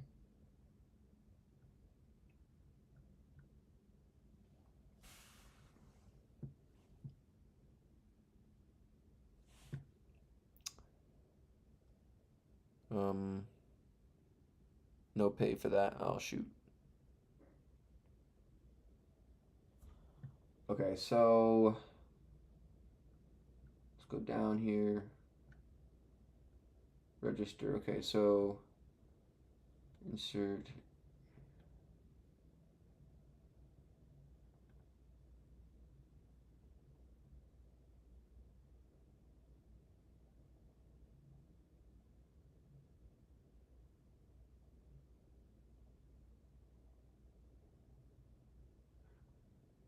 Now that will raise a value error.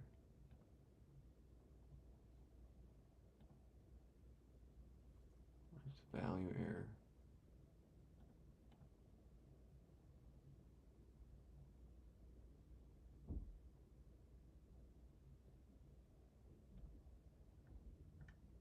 Um,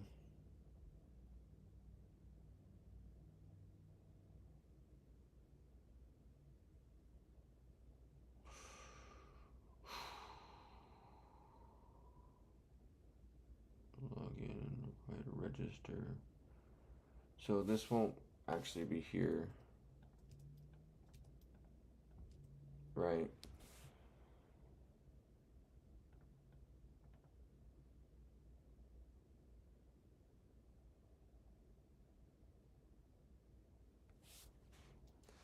Okay, we'll go try if not user name.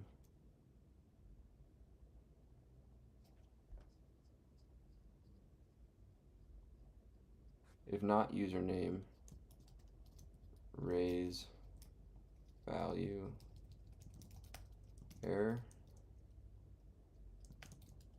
right?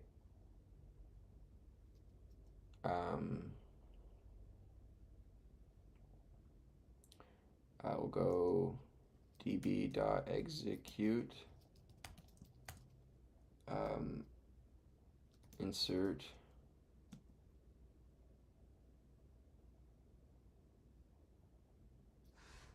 what did I do for this last one?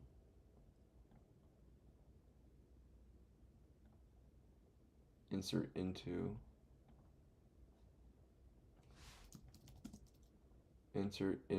users.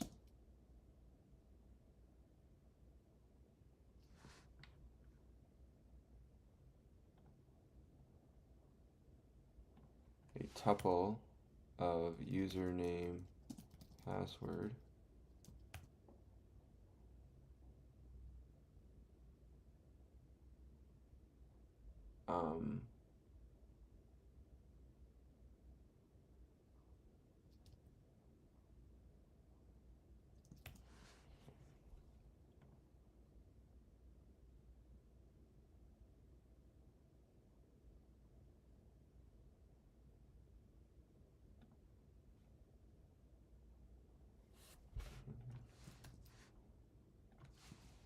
Values.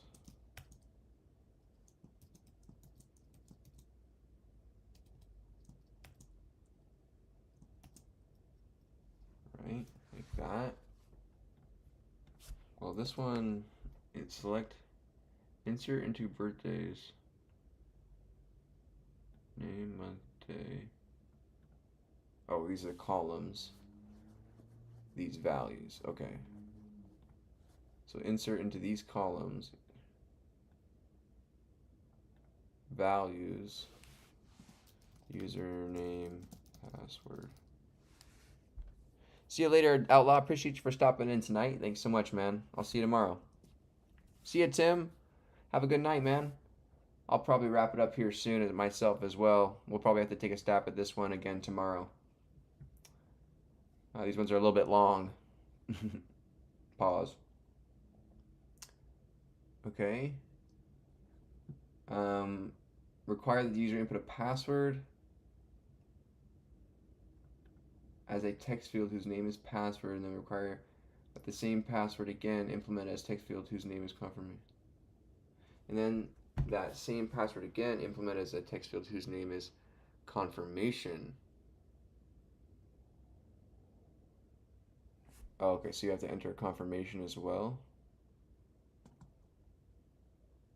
Require that the user input a password, for register.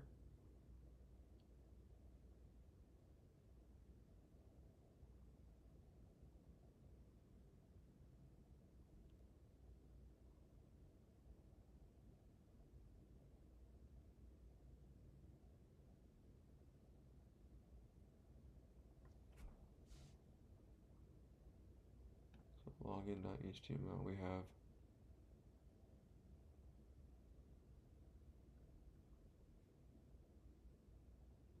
Oh, I need a register route. Oh, shoot. Dang, it wants me to do all that. Come on. Oh, don't do me like that. That's dirty. Um, what should we do, guys? Should we break it up into 2 sessions? Yeah, I think we should. This is going to take a really long time. It wants us to not only, program the route in Python, but also make the template in HTML as well. So this is a big problem. So we have 1, 2, 3, 4, 5, 6. 6 templates that we've got to route.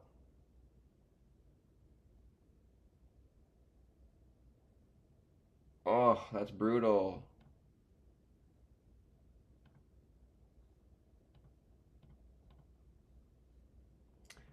Yeah, we'll have to keep going on this on another time, another session. This one's going to take a long time.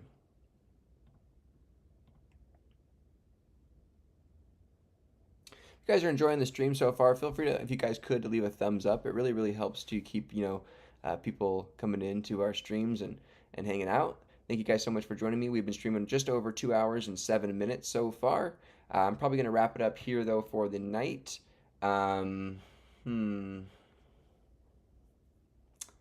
I want to show you guys the leak code problems I did before I go. Is anybody there still in chat? If you guys are still here, let me know in chat. If there's nobody here, then I'll probably just sign out and then we'll come back tomorrow. But if there's people here, let me know and I'll go over the leak code problems that I did today on my break at work. Let me know if you guys are still here or not. I think a lot of people head out, and let me know, guys. Who's still here? AJ Brady's still here. AJ Brady's Wing Hong's still here. Okay, we got the crew here still.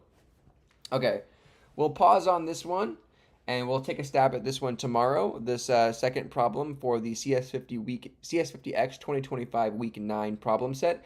Today we completed the birthdays problem, which was fun. It took us about an hour and a half to complete, just because we were still getting familiar with Flask and HTML and all that jazz.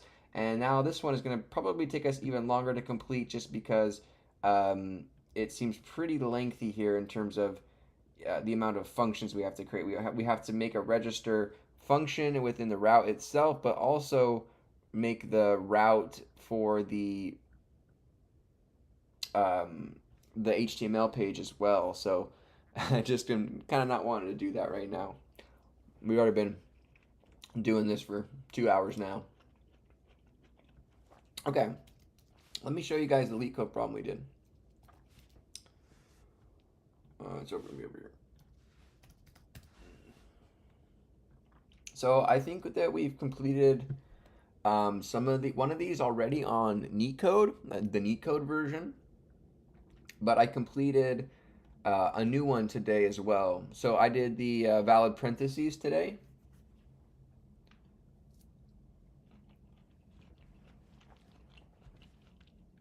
So this was my solution to valid parentheses. So what I did was that I had a start variable and an end variable that housed basically the starting parenthesis function or symbols, and then I have an ending variable for the ending parenthesis symbols. I have this flag here that I'm actually not using, so I'm gonna get rid of that. So then I have a stack, which is just an array, and Python doesn't have stacks. It does in its collection, I believe, but I'm just going to, in my own mind, treat this array as a stack, right? So I take the length of the string, right? I say for I in the range of m, so I'm getting the index D of every character in the string. I say if the character at that index within this loop is in the start, meaning that we're on a character that's in the start here, we're going to append it to our stack. We're going to push it onto the stack. Elif, we're on a character that is in the end, at the inside of the end string, right? We're going to, and if there is values on our stack, right? Meaning that we've seen a previous open and we appended it and pushed it on, and now we're coming up on a close, right? If we have a value on that stack, because if we don't, then it's invalid and we can return false right then and there, which we are doing here. So if stack, then we're going to go ahead and pop off the stack for a left comparison or an open comparison, open parenthesis comparison, and then we're going to compare the two. If the start at, if the index, so what I did here is I'm not comparing the two values because the values themselves aren't equal, but within the string, what is equal is their place, right? So their index. So we have the dot index function in Python, or method rather. So if the indexes of these two values, the current end character that we're on and the popped off open character that we most recently popped off, like a hitman, then we're going to go ahead and continue. That's valid. If it's not valid, then we're going to return false right then and there. So, and then at the end of that, if you end up having values still in the stack, meaning that you had an uneven amount of pops and no evaluations, then you'll return false at the very end as well. So this is one that I completed today. These were my submissions here. I got a few wrong, as you can see. Before I was really close. Before I had some wrong elif statements here, or some wrong return statements. Right? This should not be here, and then this needed to be different. So that's how I got it. And then I think I just tried a little bit of something else here, just to see if something else would work. But that's how I solved this one. Now I do remember a similar problem. Funny enough, our data structures and algorithms in Python book that we're reading does have a similar example in the book. So I kind of had a little bit of an idea of where to go in terms of how to start with this. That's kind of all I really remembered out of that example, was that we started with two variables, one that housed the opens and one that housed the closed symbols. That's the only thing I remembered from the book example, but I was able to do this pretty much on my own here, which was really cool. The next one I did was, I do like the parsing problems. Yeah, they're fun. The next one I did was valid palindrome. No, not number. I did it for string alnumeric.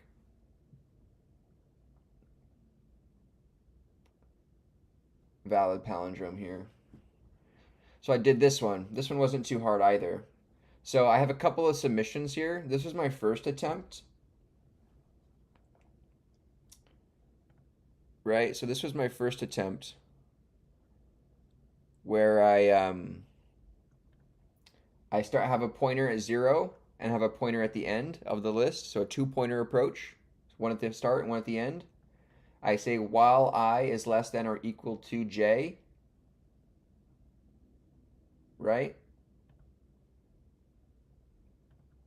If that value at index I is alnumeric and also the value at j is alnumeric, we'll make a comparison, right? If it is the same value, then we're going to just increase I and decrease j, bring them closer. That index, those two index points are valid for being palindrome. Right? Else will return false right there. Elif, right? We need to do these edge cases. Elif, one is alnumeric and one is not alnumeric, we reduce the one that's not, so the j, and vice versa. If not alnumeric for I index and j is alnumeric, then we increase I, right? So I had that was something I had to think about a little bit, where in the problem here, if you look at the examples, they give you some examples with some symbols like a semi with a colon and a comma and stuff. So you have to do this alnumeric check and individually increment and decrement, or I'll just do both of them. If you else you just increase both of them, or you do this same thing again here down here, meaning that maybe you came up on both like symbol or a space or something, right? So if they're both not alnumeric, you move forward, and then you return true at the very end. So that's how I solved this one. I think I solved a similar one already on LeetCode for this one, but I might have been just the palindrome number one I was referring to. But yeah, we did two today. We did two LeetCodes today. So sorry I didn't do them live on stream. I just had an hour at work at the end of the day to kill while I was waiting for my video to render out and upload. I stayed a little bit later at work to tap into the Wi-Fi because my Wi-Fi's been my stream's been honestly taking up a lot of my capacity. So towards the end of the month, I start running out and I start getting really, really close to my limit by my provider, Xfinity. So I've been trying to do my uploads at work and then I'll do my streams here rather than doubling up. Hopefully, I don't get in trouble. That'd be bad. So yeah, we've completed quite a few here. Um, we've done how many can we see that we've completed?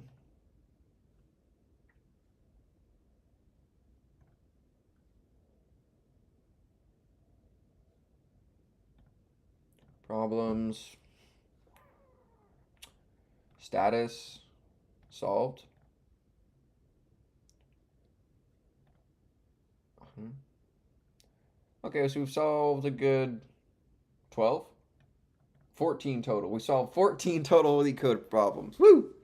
All right, we'll keep going here uh, in terms of on LeetCode. But so today, guys, was pretty successful. We started on the CS50 Week 9 problem set on Flask. This one was pretty straightforward for the most part. We started with birthdays, the first problem of the Week 9 problem set, where we made a simple birthday database and was able to have a front end and back end framework be able to interact and provide those informations on the front end. We are also able to incorporate a delete button for removing and go above and beyond the requirements for the problem and add a delete button for removing a person and their birthday from our database. And so that's really, really cool. And now tomorrow we will go ahead and take a stab at the CS50X Week 9 Problem Set 9 Problem 2 CS50 Finance. So we will take a stab at this one tomorrow. I will say though tomorrow, you guys, I will be in a different setting. I'm catching a flight tomorrow with my girlfriend back home to Oregon. Like I said, if you guys remember about a week and a half or 2 weeks ago, my grandma passed away and her funeral is this weekend. So I'm going to be taking a trip. I have a bereavement leave day tomorrow at work. So I'm going to be taking tomorrow off of work and catching a flight to go back home, spend some time with my family, and really paying my respects to my grandma on her time here on the earth. And she's in a better place, and she died peacefully in her sleep. Anyways, it's all good, and I'm excited to at least be able to see my folks again, my family, and make sure they're all good. Especially my dad, he was pretty shaken up by it. But I will be in a different setting tomorrow. I'll be back in that setting that I was in over the Christmas break for those few days, if you remember that, when I was in that bedroom where I was streaming just with my laptop on my lap there. So we'll be back to a more intimate setting, you and I, just coding with you on my lap. Pause. But I'm also going to be catching a train tomorrow. I have to take a train tomorrow to a different city where I'm meeting my girlfriend. We're flying out of there, just because she has my dog and stuff, and so it's easier that way for to have her mom watch my dog and things like that. So I'm going to plan on maybe recording a video while I'm on the train of just me doing a live coding session. Uh, Probably no talking, just like a live, very chill, honestly, kind of like a very therapeutic just background stream. I think it could be fun just to have like a live 2 hour coding session that I just upload raw to the channel, just as some more content. But I'm going to be trying also to do daily uploads as well. Like I said, come June 1st, 2025, I'm going to be starting to apply for some junior dev positions. So hopefully we can get our foot in the door and get an opportunity. But I at least want to give it a shot. That'll kind of mark a 1 year mark, and we can kind of reevaluate after maybe we try it for a few weeks to say, okay, are we ready? Are we not? Let's go ahead and maybe take another 3 months to 6 months to keep studying and then try again. But we at least want to give it a try, maybe at the 1 year mark, to at least see where we stand in terms of other candidates and the competition out there. I think we could give it maybe a good fair shot, and if we get told no, we get told no. We can always try again next year. This is more of a, this is, like I said, a passion for me, and if I get denied, then it doesn't ruin my passion. It only makes me want to. It only feeds the fire, right? So, anyways, you guys, I will be back tomorrow, like I said, in that little bit of a different setting, due to my grandma's funeral and me having to leave town here. But I will be streaming tomorrow evening, nonetheless. So thank you guys so much for bearing with me on that. We'll be back to finish the CS50 finance problem from week 9 of CS50X on Flask, and we will also do probably some reading into data structures and algorithms in Python, and continue on with our Fluent Python book that we've also been reading and started. I did actually read a few pages on my lunch break today, and I took some notes, so we can go over those in the stream tomorrow. But we also need to keep moving on our projects too. There's just so much to do. Oh my God, there's just so much to do, so little time.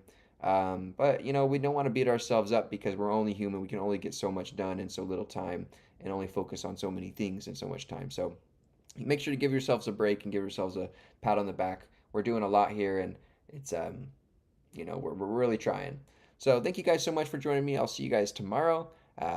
Like usual, please join the Discord link down below, where you can get access to all my study resources, from my books that I read to my individual notes and problem sets to even my projects. And consider following along and subscribing to the channel. We stream every single day around 7 p.m. PST, and I teach myself how to code and basic and more advanced computer science topics every single day. So thank you guys so much for being here. I'll see you tomorrow. You guys are awesome. See ya, Brady. See ya, Wing Hong, Tim, Outlaw. See ya, Edwards. See ya, Michael Keeley or Kelly. Appreciate you so much for joining me here. See ya, Scary Sticks. Have a good night, Joseph. See ya, Muna. Thank you so much, Choppy. Again, we had a $13.99 donation from Choppy today, so thank you again, Choppy, for that. You're awesome. Peace and love.